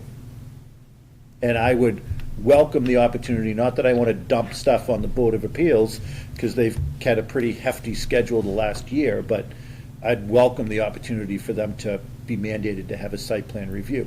I appreciate what the state's trying to do with the ADUs. This is a single tool in whatever toolbox they're trying to put together for affordable, Jackie, big A and small a, affordable housing. You knew I was going to get that in.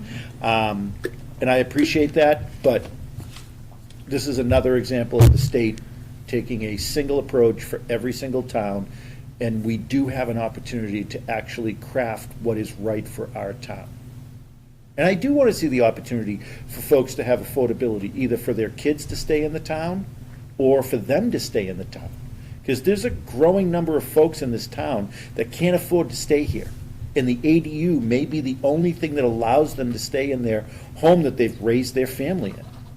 This isn't like, wow, I can put an ADU in and rent it out and get income. This is, the ability for me to stay here or for my kids to stay here. That's what is going to drive this. But to your point of there are some lots in town, if I was an owner of one of those lots that have not been able to split or develop into a second unit because of the frontage, boom, come February 1st, you know what I'm doing. Then how would you feel about a special town meeting maybe instead of 13 days before Christmas? What if we said we would make a target of mid-January when maybe there's more people around and we can spend more time and get this right, rather than rush it for December 12th? Would this require us to do 2 special town meetings? Because there's something else in December that we have to address, right? Yep. So it's if we receive SBA. So there's the MSBA piece, Yeah. and if they determine they need more for design funding, which as that goes further along, I don't think we're gonna have a need for that. The other thing hanging out there is the MBTA zoning, and if we get the Housing Works grant, which, could be around $2 million, but if it comes with a note saying that you need to be compliant, just a reminder, by December 31st, or we're pulling it back, provide people an opportunity to have a conversation about that. That was originally. I really have to speak to that, though. If I could just ask in a Okay. limited capacity, because it's not on the agenda. Yeah, we had the opportunity to postpone that, and we talked about postponing that, and we decided not to postpone it and vote on it in May.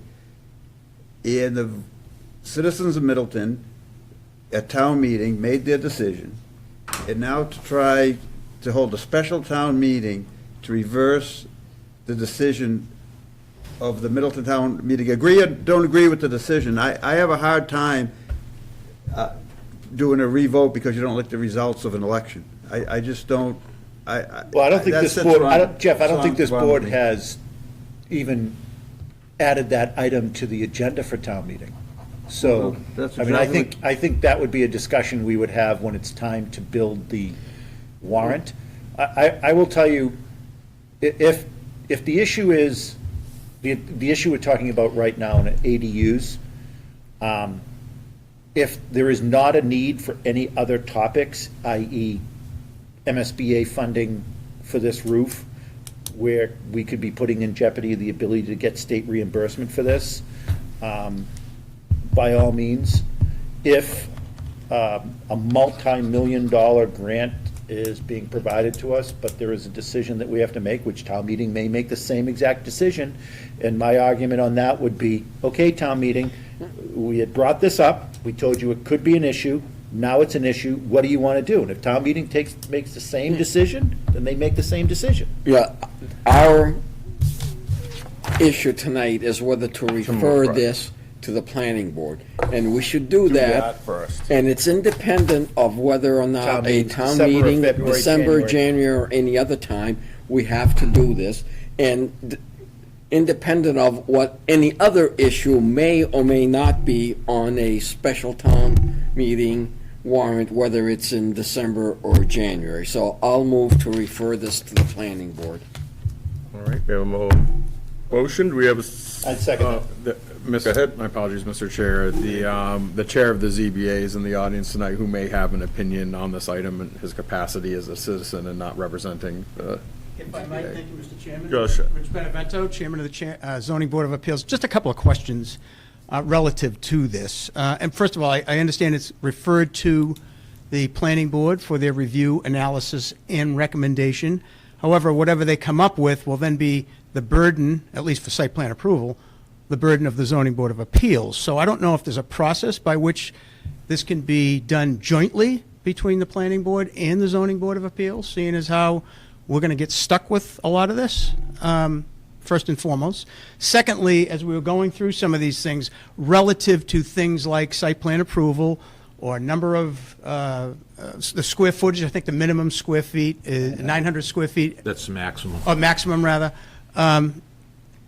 Septic design, for example, is generally based on the number of bedrooms. My concern is that we can't have vagueness and ambiguity because it puts the ZBA in a tremendous situation where we're now trying to interpret what this is. And we get attorneys come in with their team and they're arguing one thing and we're trying to make a decision on the other, and the language is vague. It needs to be specific. If it says this is what you're supposed to do, this is what you're supposed to do. If it's one bedroom, it's based on one bedroom.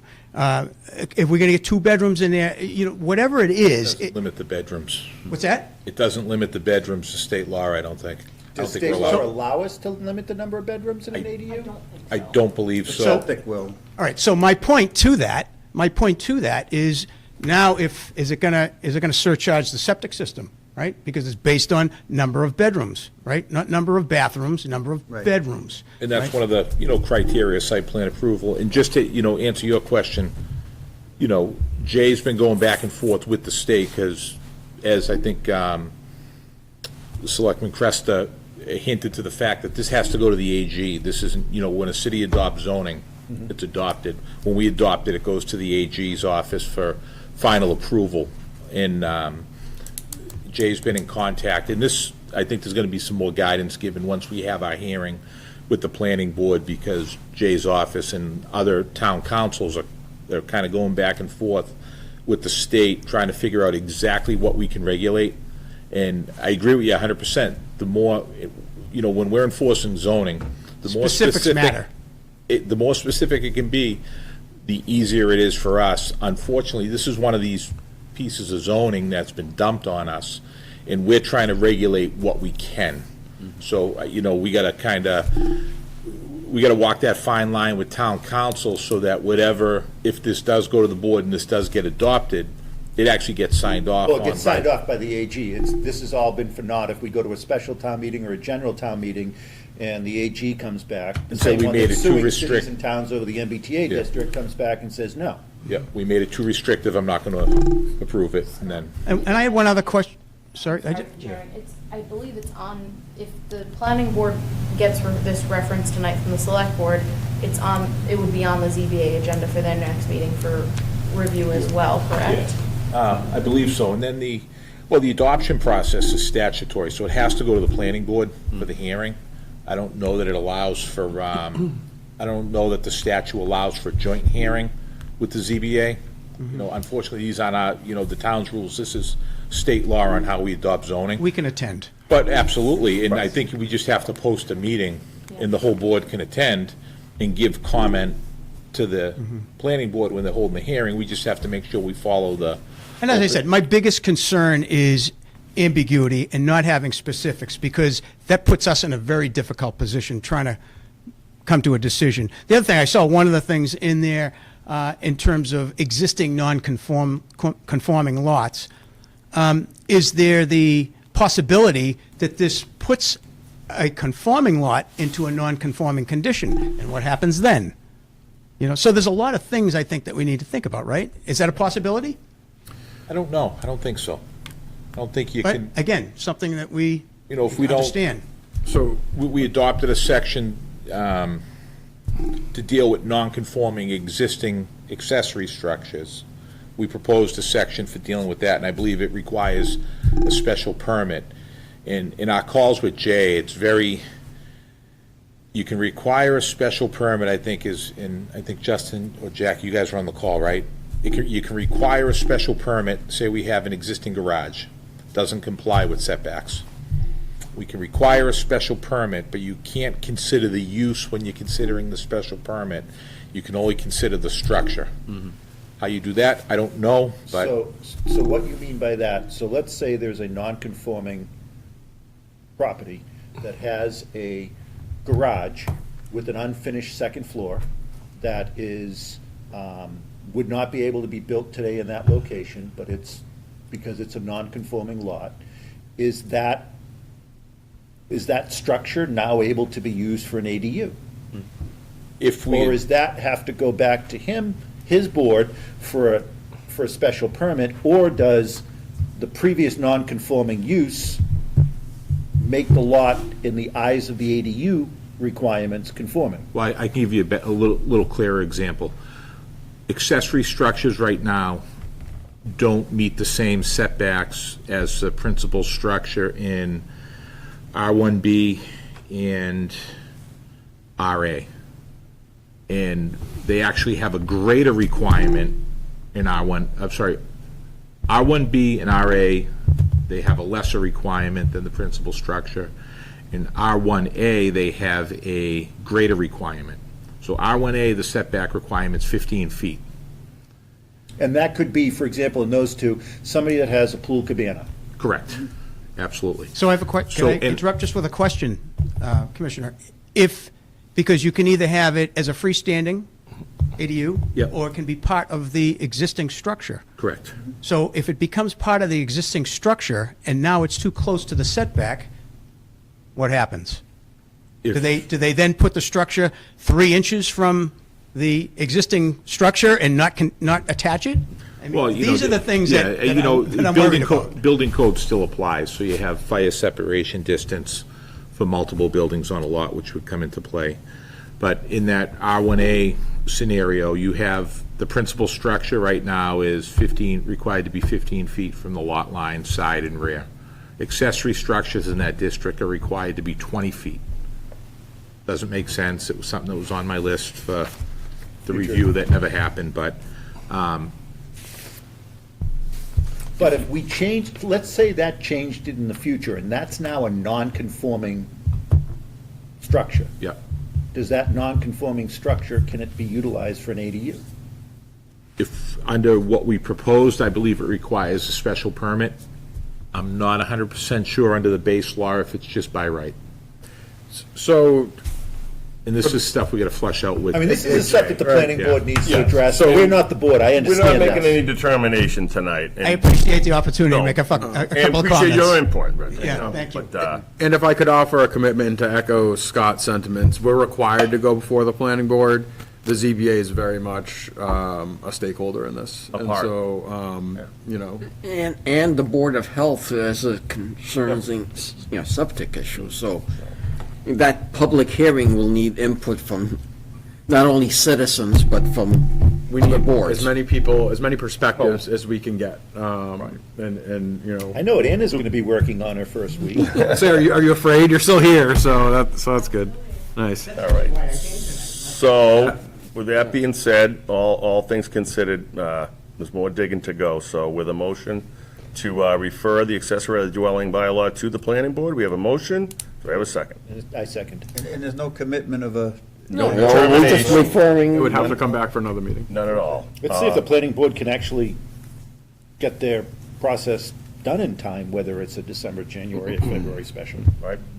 Okay, motion and a second, with no further discussion. All those in favor?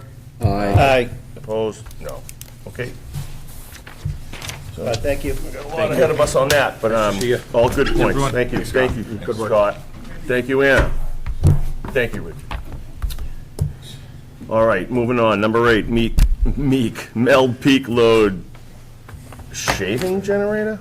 Yep, so this is this came before the board maybe 4 months ago now, and it bounced back and forth between you all and the building committee. We had a lot of negotiations back and forth. At the last time it was at a select board meeting, you all had, to my recollection, authorized me to sign the agreement, but I made a commitment that I wanted to bring it back, just to review one more time, just to let you know where everything landed. So, on a high level, I'm not going line by line here, but to confirm, Mel will be installing a 2.5 megawatt peak load generator. The final location is tucked in next to the communication tower, behind the public safety facility, in an effort to minimize its view from both 114, given its height, but also residential areas. There's a spray of trees and some elevation that kind of hides it a little bit. And so that ended up being the best place.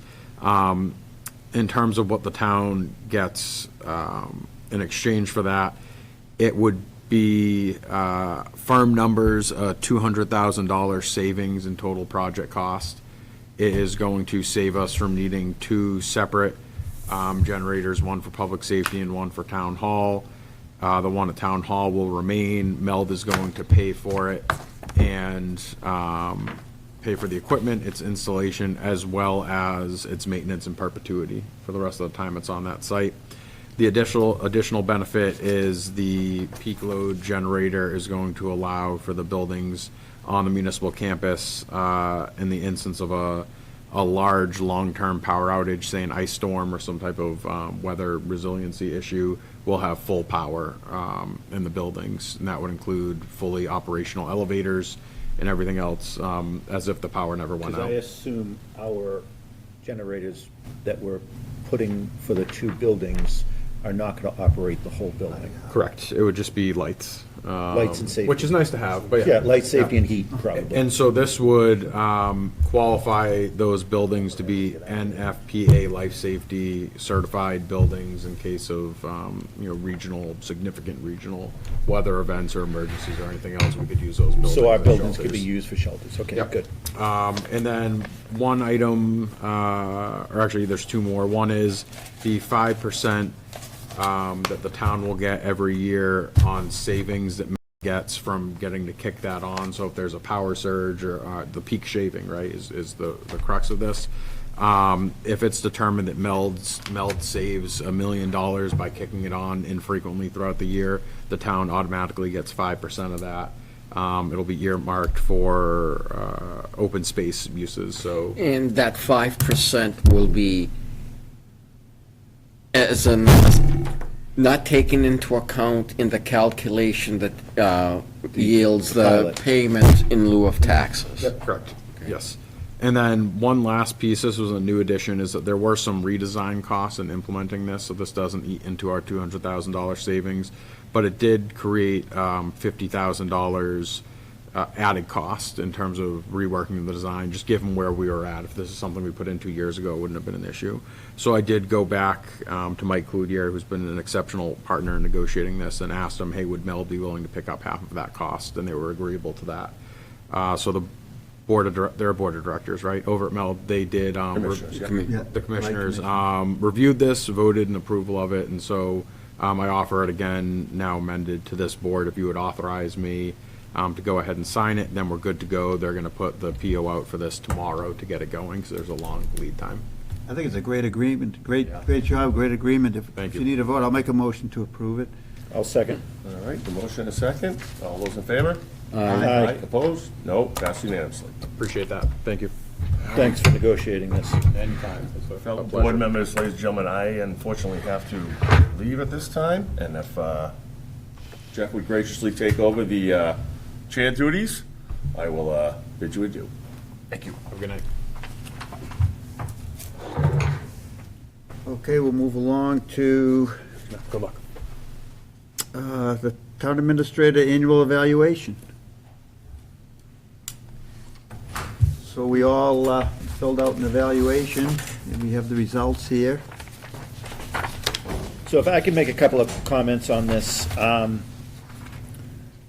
So this was a very comprehensive instrument that we were using this year. I appreciated it. Appreciate the work that was put into developing it. I think this is a really good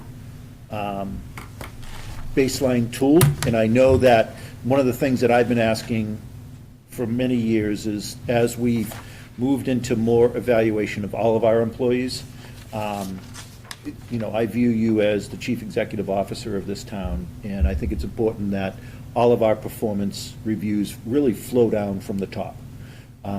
And I'm hoping that a lot of the items that are in this instrument can start to flow down to the evaluations that are happening with our department heads and some of our sub-department heads and other managers that are part of the review process that's happening. I think this is by far the best review instrument that we've had come before this board.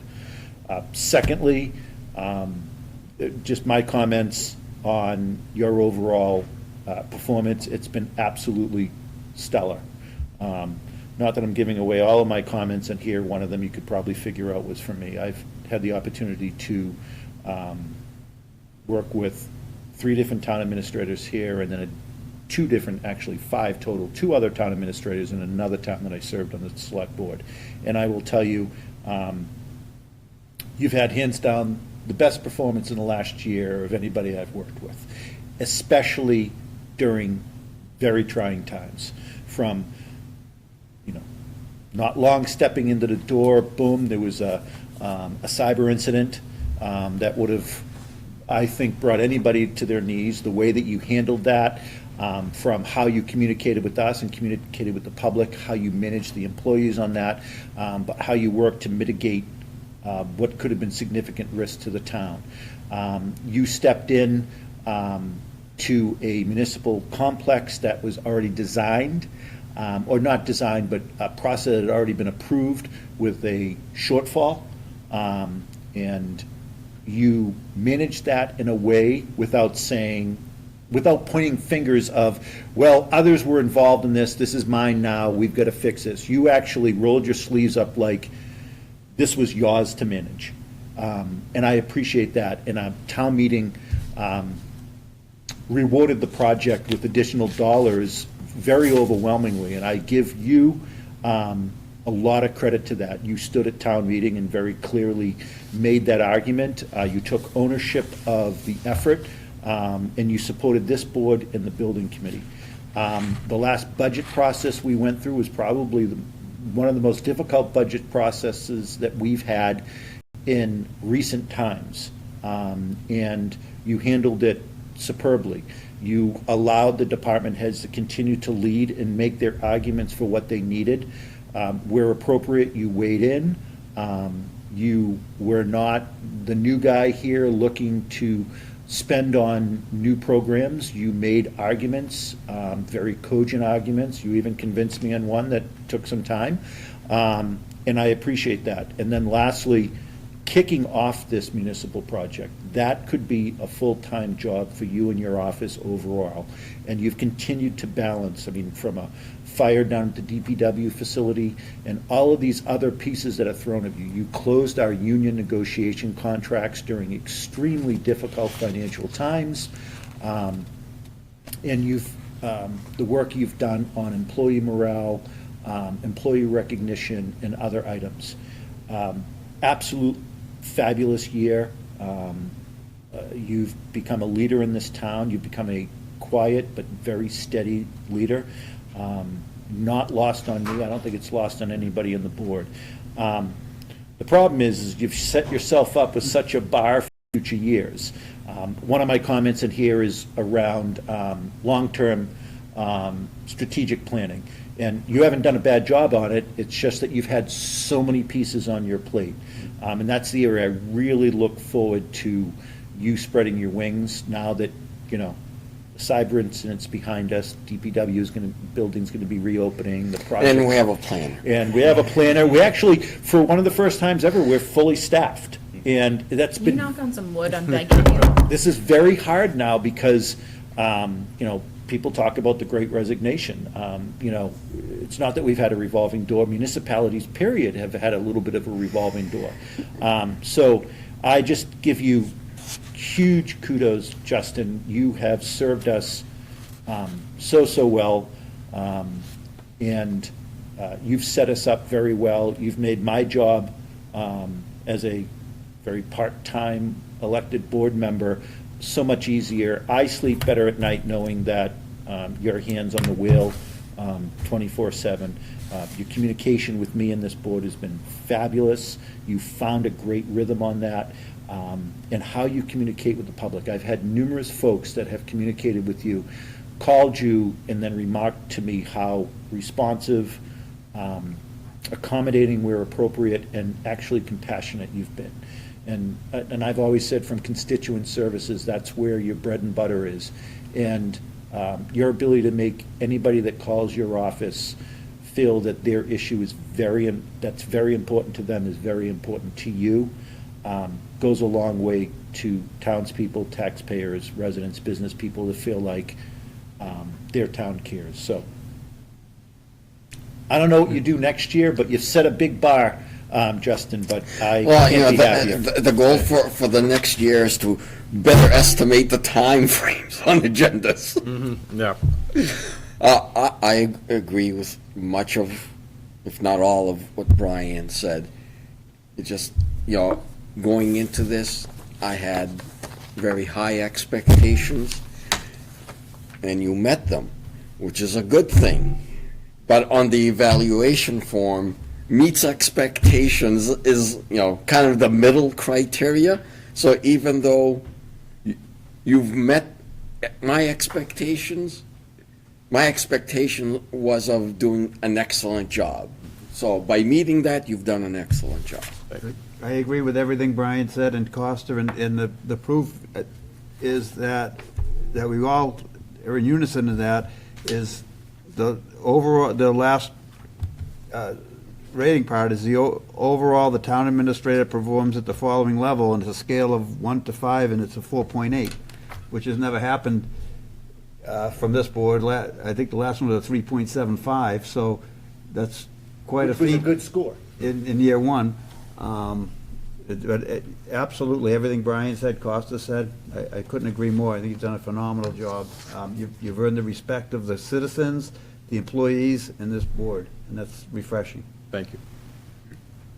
And your colleagues in other towns, I've got a bunch of friends that are town administrators and other town managers, and they've remarked to me, watching your transition into this role, and some that have interacted with you, some of our area communities, how you've engaged with them. And, you know, you were filling big shoes of Andy, which was filling ginormous shoes of Ira, and it's never fair to score people off other people's work, but people are watching both in and outside of the town, and just kudos. I was saying I was in a great mood when I was filling out this this review, and the reason why I was in a great mood is because I think this is the best year that this town's had. I I agree. truly do. I I think this agree. is the best year. We've closed things out that needed to be done. Joking tonight that you're the new light guy for the DOT. I mean, before it was almost impossible to get the DOT to return a phone call. I don't know if it's like, would somebody please call Justin back because he's going to continue to call us? I don't know how you got it done, but you got it done. Our legislative delegation has talked to me about how you work with them, all in a positive manner. So, That's what is the positivity too. Always the can-do and the positivity, and let's get it done. Not to try, constituent calls, and instead of maybe trying to find a reason why you can't help them with what they need, you always try and find a way how you can make it happen. That's a great attitude. Thank you. And if I could just say some words, I appreciate the feedback, and it means a lot, genuinely, and I take it very seriously, and I take it to heart. And if I could just offer, as much as I'd love to take credit for a lot of the things this organization has done over the past year, most of it is not me. Most of it is the team, and I don't mean that in an eye-rolling type of way, particularly the woman sitting to my right. Folks throughout Memorial Hall, 195, police, fire, the library, council on aging, everybody top to bottom throughout our organization. I benefit from having such a strong team around me. And, while I certainly will take credit for setting the tone as an organization, I couldn't do it without my coworkers and our department heads. So that's one big piece of it. Another one is the level of engagement with boards and committees in this community, and a lot of the work that I've been working on over the past year has been working with them and navigating these challenges together hand in hand. And the fact that you all do this on a volunteer basis, this board and other boards and committees I interact with, is really remarkable to me as somebody that is a career public servant. Seeing the level of civic engagement in Middleton, the folks that live here, is really meaningful. And then lastly, I'd just also like to add that everything that I do with the staff, I'm building on the people that came before me, and some of my predecessors as well left me with some good things to work with, and I appreciate them as well. So thank you across the board. The bar is high, we'll keep it high, and we have a long way to go. So thank you. Thanks. Okay, we'll move along. We're going to review our policy on the one-day liquor licenses. It's quite a long policy that somebody spent a lot of time writing. I think I know who that was. So if you want to review it with us. Yes, good evening. So I do want to credit Deb Mahoney for the 2023 policy. She spent quite a bit of time on that when she was still working in our office in the application. But I've spent a couple weeks per the board's request looking at one-day liquor license policies from other communities. So this has been a new terrain for the board over the last couple of years. So I tried to summarize my findings as briefly as I could. So there are communities that just use the ABCC regulations for one-day liquor licensing. I tried to pull what I could from our comparable communities, but not everyone has that information readily available or uses these. But the communities that I did see were Acton, Canton, Danvers, North Andover, Randolph, Reading, Tingsboro, and Wakefield. So they're just using the ABCC regulations, which is less regulation than what we have now for one-day licensing. Wenham, Hamilton, and Boxford have almost identical policies to the one-day policy we have now. But the board made a great suggestion of adding the map requirement where we have folks map out where the storage and delivery of alcohol will be on site during those one-day opportunities. So that was a great addition. So that's very similar in terms of how they process these. Two communities of interest that had some additional restrictions that I found, Topsfield being the briefer.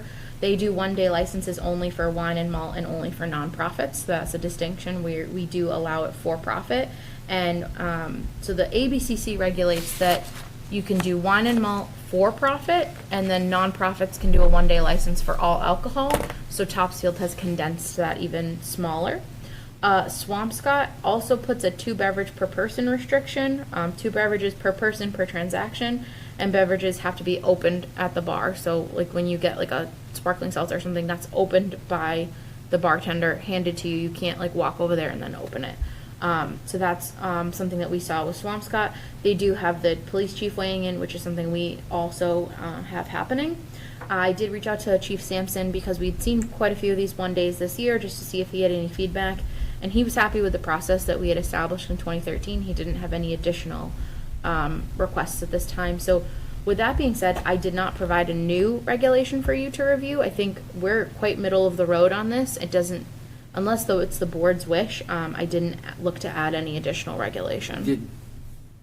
Did any of them that you ran across regulate the number of one-day licenses one individual or location could get in a year? That's a great question. So individuals are limited by the ABCC of 30 in a year. The locations I did not find had any restrictions in terms of number for the year. The only location that I found that level of restriction was the city of Boston, which I found to be a different animal altogether. But how about, I said individual, how about entities? No. So I think what you're trying to get at is, so while we had a recent one-day liquor license for something over at the property where Maggie's Farm is, there was something, didn't somebody? At the lot. Yeah, no, there was something somewhere else that they came. Yeah, I mean, it was like a fundraiser for a dog care. Oh, Yeah. yes, the So, natural dog. But other than that, I mean, the reality is all of the rest of the one-day liquor license we've had have been for the lot. Now, it hasn't turned into a beer garden, but under our requirements that we have now in one day, is there anything that would stop 3 different entities from having one-day liquor licenses at the same location? Can I answer that in 2 parts? So, part 1, we saw an example this year where we granted multiple liquor licenses to an establishment under multiple individuals. We didn't have a regulation on how many they could do. I have advised that business that next year, based on the volume of one day, they should look for a seasonal license next year because they had too much volume. So to me, that's not adding to our one-day regulations. That's reclassifying that person. And we have one moving- seasonal license available? We have 2 seasonals so we have 2 seasonals that are currently spoken for, and then we have 2 seasonals that we asked for in our home rule Oh, I thought it was legislation. one, okay, 2. But one is 114, and then one is another. Yeah, we had different I locations can't remember geographically. the other geographic location. So part 1 of that is I would refer that person to do a seasonal the next time around, because if you're going to do it for a period of 4 months, that's appropriate for a seasonal license. And then all of the inspections and paperwork that go with that. To your point of having like a food truck festival that has multiple beer vendors, we have nothing prohibiting that, and I did not find an example of a community prohibiting that type of activity. Well, it would require them to be at a location where they can each map out an area, for the license. So that kind of mitigates, that situation. But, suggesting that the person that got all those one-day licenses for the lot, apply for the seasonal license, that sort of meets my concern about all the But if number that of. becomes a seasonal license, do we still have the ability to have the same requirements under that seasonal license that we have here in what we've been operating under the one day, which is the mapped out area, the. So that's a great question. So similar to our brick and mortar businesses that we do the annuals for the full year license, part of theirs, like you'll recall a recent amendment to a liquor license was additional square footage for house station. Yeah. So that's still under ABCC review. So whether you're in a building or outside for part of the year, you have to provide a map to us, and we provide that map to the ABCC. Okay. So we have that for seasonals, we have that for annuals, and then we, specifically Middleton, have added that to one days. So there is no one that that we are permitting for liquor that does not have to provide us with a very accurate site plan. And then even on the brick and mortars, they have to provide the interior map. So you're covered on that for all types of liquor Now, licensing. one other additional question on the seasonal versus the one-day. So what we did this year with the multiple one-day licenses that were for a single entity at that location. You know, we've had cases in the past, we actually had a package store that had a license that hadn't been open for months and months and months, just wasn't operating. And as a board, we're like, well, if that's not being operated, like, that license is just sitting there. If somebody got a seasonal license, let's say it was at the lot or somewhere else, say there was another food truck or whatever, seasonal license, and the season runs from month A to month C, but after 3 weeks, they stop using the seasonal license, does that sit in their pocket? Like, so, what I don't want to do is have somebody that wants to come in and use the license for 3 weeks, end up holding it for the whole season. I think that's a good point. I think my understanding of the process would be that we'd still have to have them come back to this board, and this body would have to vote legally to revoke a license. And we'd have to show cause that you're not utilizing the license for the appropriate length of the season. So I think there'd be process, like, to do it, but I think that's possible if that circumstance were to arise, we would be able to take that action. On a seasonal license, can you condition that you are actually serving X number of times a week or a month during the season? You can condition hours of operation the way we do for our brick and mortars. So you can do Saturdays and Sundays from this day to this day. I think the only area I would see that implementation being challenging is if it's raining, the weather, but the ABCC would not preclude us from making such regulation. It's in your authority to do that. The hours on the brick and mortar, I don't think we've ever, it's usually maximum hours. We've Yeah. never given someone, your hours are till midnight, and if they close at 10, they're in violation. We've never done that. Well, I mean, you have a seasonal license, but you actually have to be using it X number of days per week or month. And, if you're not, then you invalidate the license. Yeah, I guess my concern is that on the one days, it's been like Saturdays, I think that they were utilizing it, right? And, you could have somebody that could get a seasonal license and maybe only use it 8 days during the season. And somebody else that may want a seasonal license would want to use it Well, and I think 30 that's days. where we would try to direct them of if they should get a seasonal or multiple one days. I think this year we saw with that example, and not to pick on them, but I referred them to getting a seasonal next year because for the volume of one days licenses that they received, they are a better fit for a seasonal Well, they paid a lot license. more for one day than they would have for a seasonal. They probably paid more, but we processed more. Oh, and yeah, that's part of absolutely. the point. No, I hear you.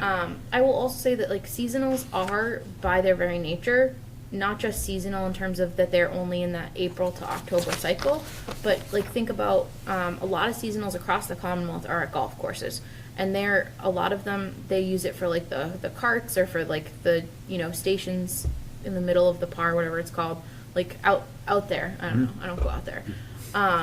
But those are often seasonals, and they may only get enough volume of business to open them on Saturday and Sunday. They might not be opening at all Monday through Thursday. Well, we're not because the monitoring volume- that. I know and we're not that's- monitoring And so that's my thing is, do you want to start monitoring that and for all seasonals, or do we want to not do any? No. And that's to the board for what you'd like to do. And if we have a feeling someone's not going to utilize it, we don't have to grant it. We get the Well, feeling- yeah, I mean, if somebody only uses 8 days for the season and then applies again for the next year, You just don't. we don't need to give them. So I would say in the memo that you sent, the one thing that interested me on what some other towns was doing, one thing I didn't realize is our one-day licenses actually could have been for all alcohol. No. Have we been issuing specifically just for beer? Wine and malt. Wine and malt, okay. Only nonprofits can get all alcohol one-day licenses. That's the state law? That's ABCC. Oh, I'm sorry, I misunderstood you. The other thing that I was actually interested in, I think it maybe was Swampscott or another town, is that if something is being served under a one-day license that was in a single serving, that it has to be opened when it's given to them, rather than, and I'm assuming the entity that was doing this most of the summer at the lot was probably draft, because and it wasn't single cans, but technically they could. I would actually be interested in having that be a requirement, that it must be opened when provided to them. I mean, there's, a perfect example is if you go to some places that, event places that serve, they open it beforehand. Mainly so you can't throw the Fenway item, Park. but still. Yep. So that was actually an interesting piece that I think we should consider. But I don't want this to be next year, your office constantly churning paperwork out for yet another one day, another one day, another one day for a whole season. So I do understand why the recommendation towards a seasonal. But I think we're gonna see, I mean, we've seen more of these in the last year than I've seen in 10 years on this board, so. And that's not a Middleton either. That is just I think there are a lot of, like, we've seen the craft brewing and craft wining and all sorts explode over the past decade. And, we were a little bit later on the food truck uptick, and now we're kind of catching up on the beer truck, beer brewery one-day tick. I worked in a smaller community prior to this, and we were doing one days on a really regular basis. That's actually where I stole your policy from, because I was familiar with implementing it. And now you can see it's one of the ones that I identified as similar to us. So I think this, like the food trucks, we're just trying to catch up to what the market is offering folks and make sure that it's safe. So would you like me to come back with incorporating that opening at time of purchase language? Or is there anything I'm interested in that language. I don't know if it's really needed, but, I mean, if they go the seasonal route, that won't be the process, or maybe we have the ability to say that. I mean, I would argue if this is something at a location that, if it's a seasonal license that's at the golf course, that's different. If this is at a location where people are coming in and going out a lot, i.e. food truck park, or the event that happened at that other building where it was a promotional event, I want to limit the ability for people to be getting things, taking it in their vehicle and leaving with it. Well, just because it's opened doesn't mean they can't take it into their vehicle. And Yeah, what is it exactly you're trying to I prevent? think what I'm trying to do, I mean, so as I look at the food truck park, not just this one, other food truck parks I've gone to, I've almost always taken my food with me. Part of what we did, not that long ago, 3-4 years ago, we had a rash of every sub place in town wanted a beer and wine license, because they thought one of them did it, everybody needs to do it. Most of them have walked away from it because it's not enough volume to make it work for them. But one of the things that we put in place was, you absolutely without, and the law didn't allow it anyway, but we kind of drilled it into them, is, this is going to be consumed on premise. And if not, it's going to be, you're not going to have this license anymore. And if you're violating that, you could be putting everything in jeopardy, including your common vic license.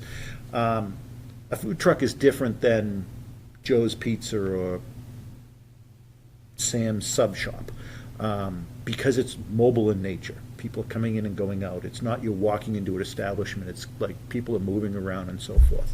That's what I'm trying to address. I never really gave it any thought until you showed me that language of why it was put in place, and I was actually intrigued by it.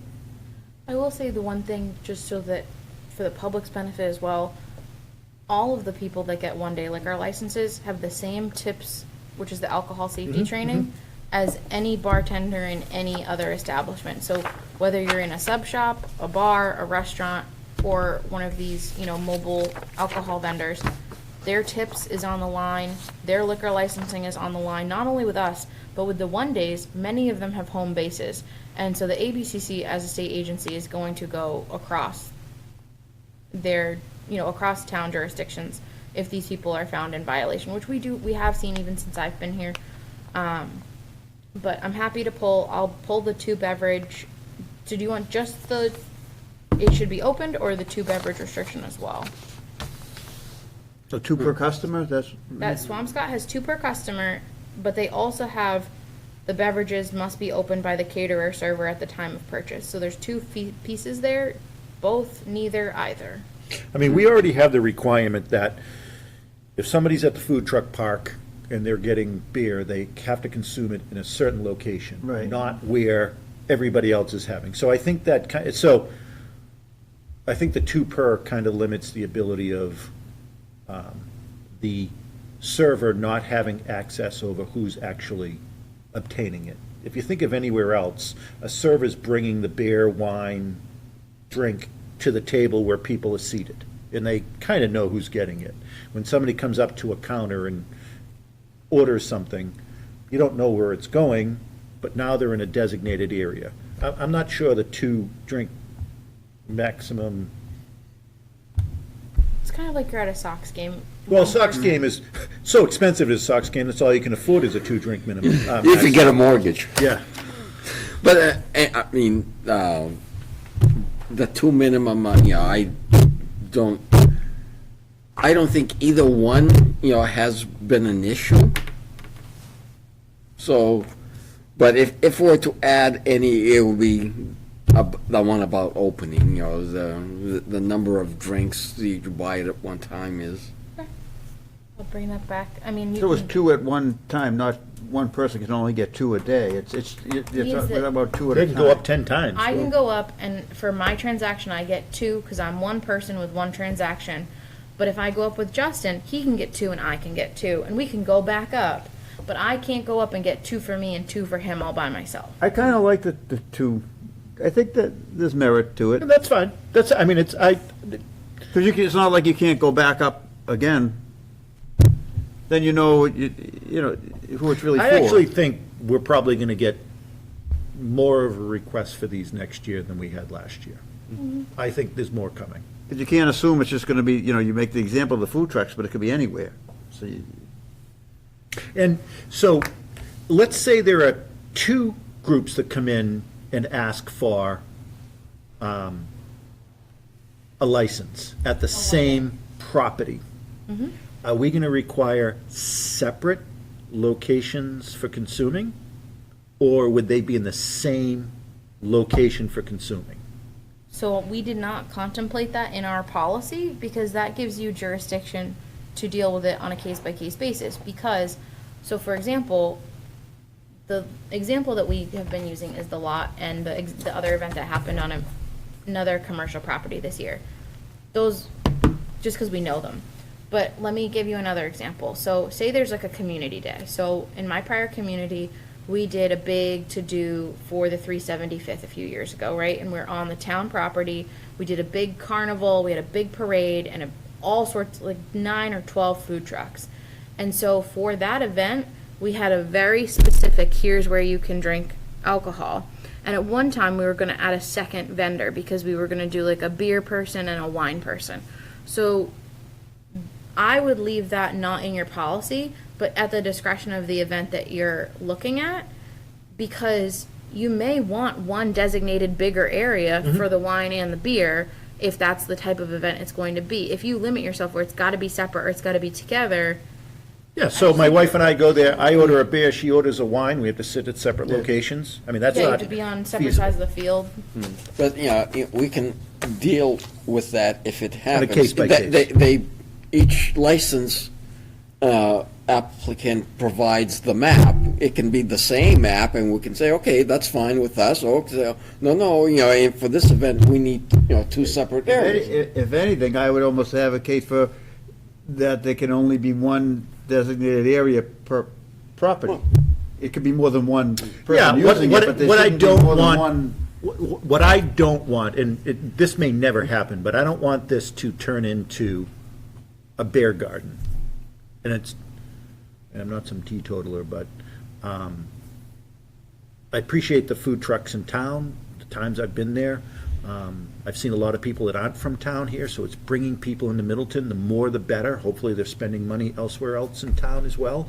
But I think the gentleman that got the multiple one-day licenses, I think this is going to be a trend. I truly do. I think it's going to be, and I think next year the aperture is going to be opened up a little bit more, and I think we just need to be prepared for it. I don't want to be dealing with it then on a case-by-case basis. So part of that should be, if there is a designated area that it would be consumed in, which is what our policy is right now, that if it's one-day license, now we have 4 one-day licenses, it's not going to be jammed in that same area. It may bring out 4 times the same amount of people, or may only keep the same number of people. But what we're doing is we're moving towards a beer garden. And that's a discussion this board, as the licensing board, should start to talk about. Because it's a beer garden and a food truck park are 2 completely different things. Well, I also want to be clear that if a seasonal license were to be granted to a property, they would lose their ability to apply for one-day licenses because there's now a license attached to the property. Now, if there's a seasonal at that license, could anybody else get a one-day license at the same location? No, that's. So it would be locked Once there's a out. seasonal, That's you it. can't get a one-day. Even if there's more than one business? Anybody else couldn't get a one-day. I'll want to double check with the ABCC, but you could, so ABCC rule, I think so. Middleton, your body can make that. You are the liquor licensing authority. So if your discretion is, if we're giving a seasonal, that property is ineligible for one-day liquor licenses, that's something we could put in the policy, if that's the concern. Well, would that limit the ability of, so the one-day license we gave at a property is a property that there is already a liquor license there? Now, it wasn't There the are same multiple building. units. Okay, units, not property, okay. Okay. So if that's something, so. I wouldn't want to box us into that. No, but I'm thinking of, 2 years ago, we never even thought that we'd be talking about this. Last year, after multiple renewals of one-day licenses that happened, I just think we should be prepared for more coming. That's it.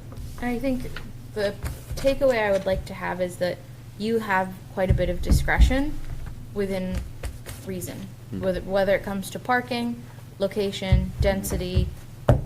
You have discretion as the local licensing authority. The policy is a good place to start so people have a sense of expectation when they come in to see you.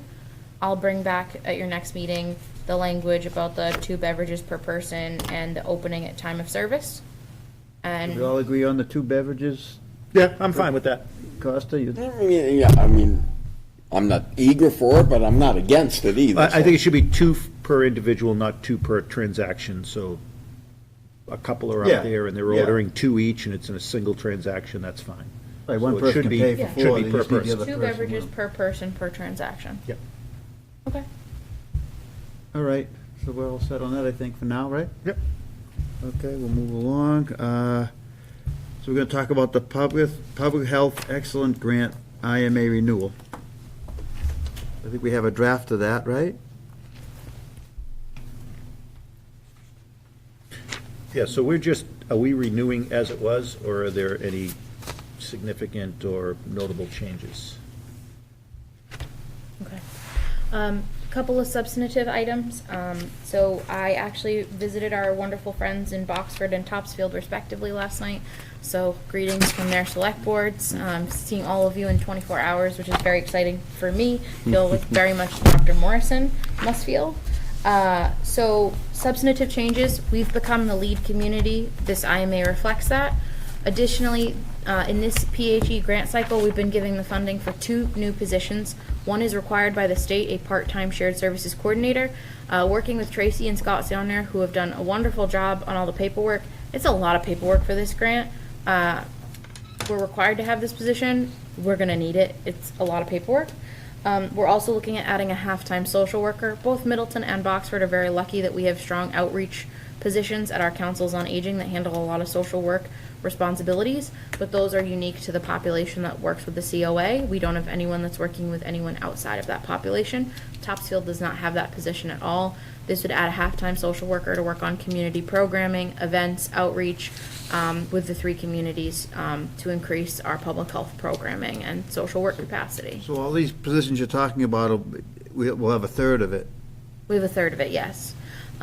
We looked at going full-time with the social worker, Jeff, but so right now, we have this grant. We're expecting we're gonna have it for at least 7 more years.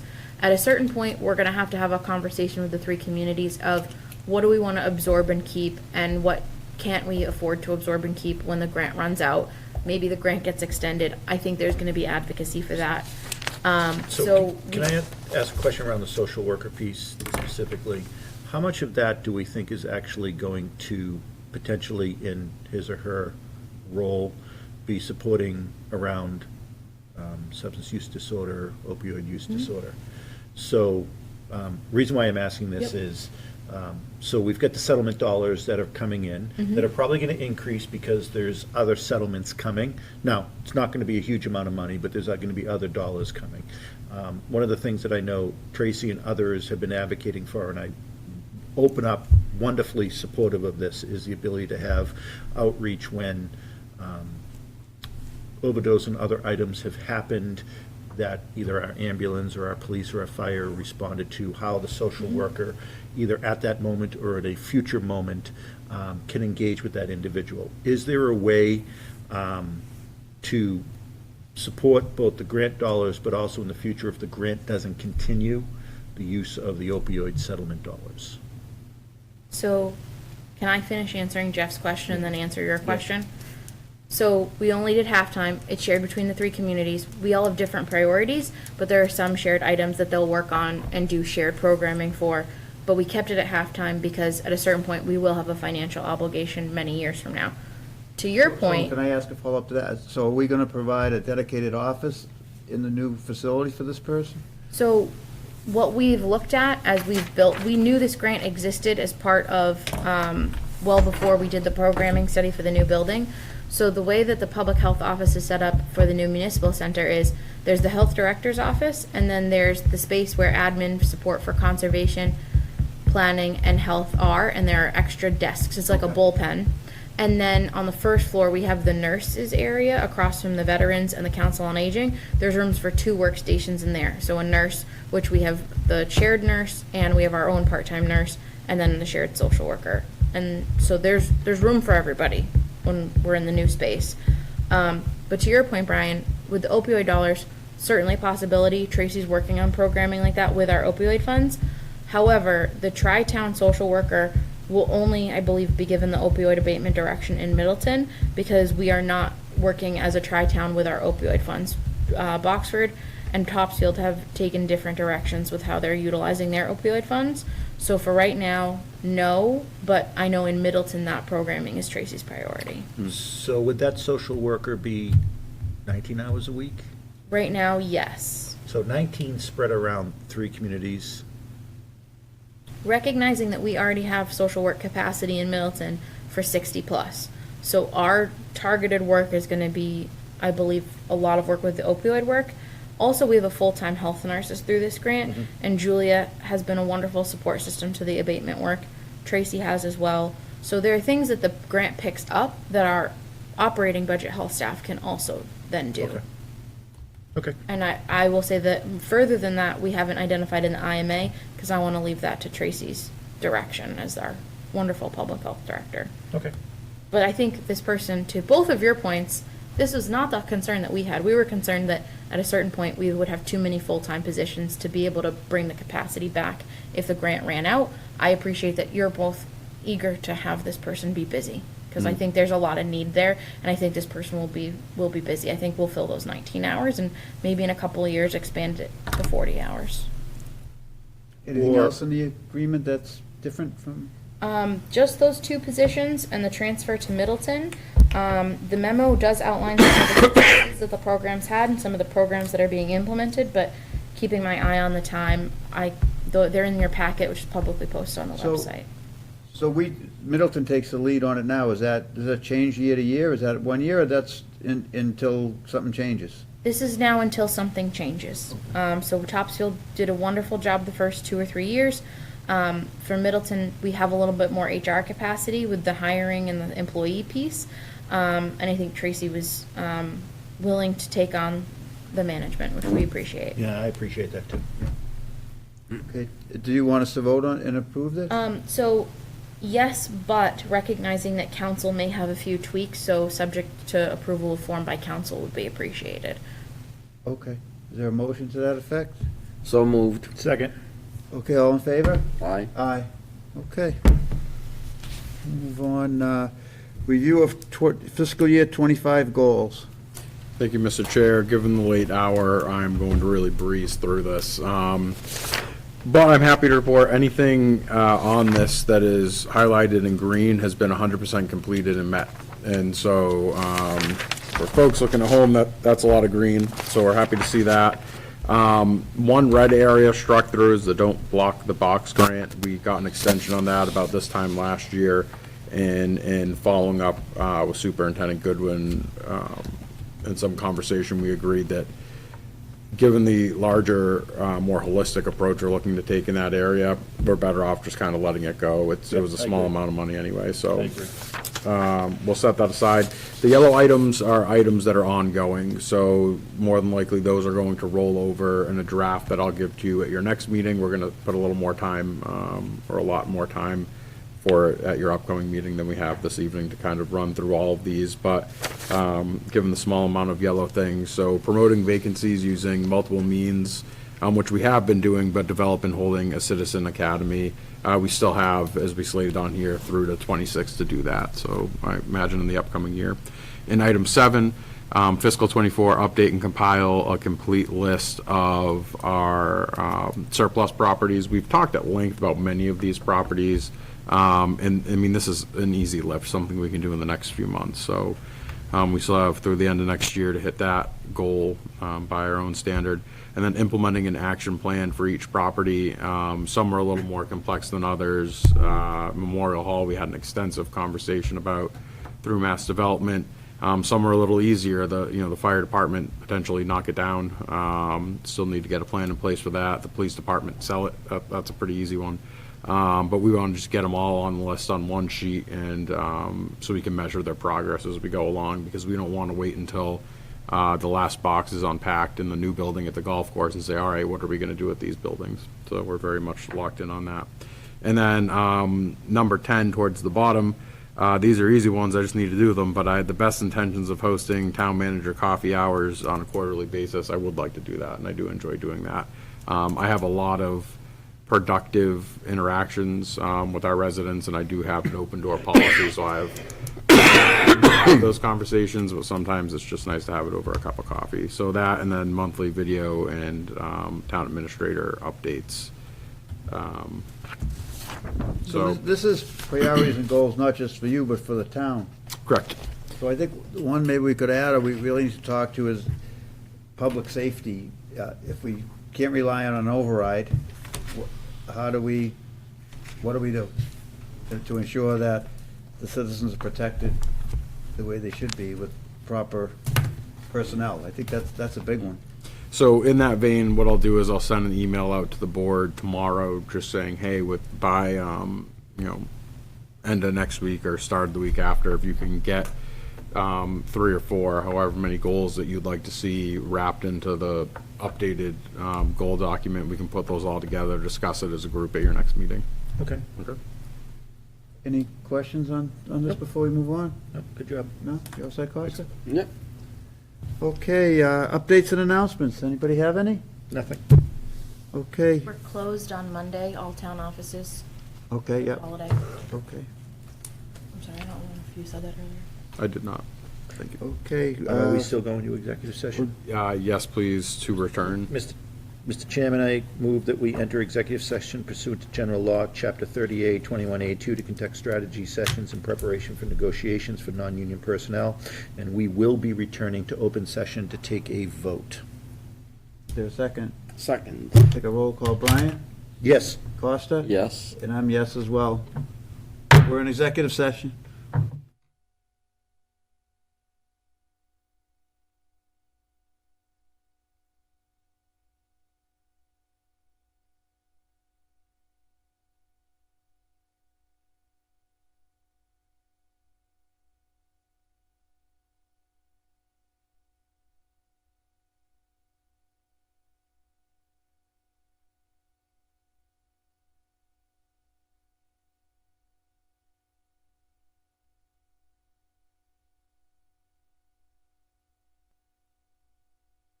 gavel, Jim. All right, I'll call the meeting back to order. Mr. Chairman, I move that we approve the memorandum of understanding with the Middleton Police Union. Middleton Police Captain pursuant to negotiations that have occurred. Second. All in favor? Aye. Roll call. Oh, you're out, I'm sorry. Okay, motion to adjourn? Mr. Chairman, I move we adjourn. We're adjourned.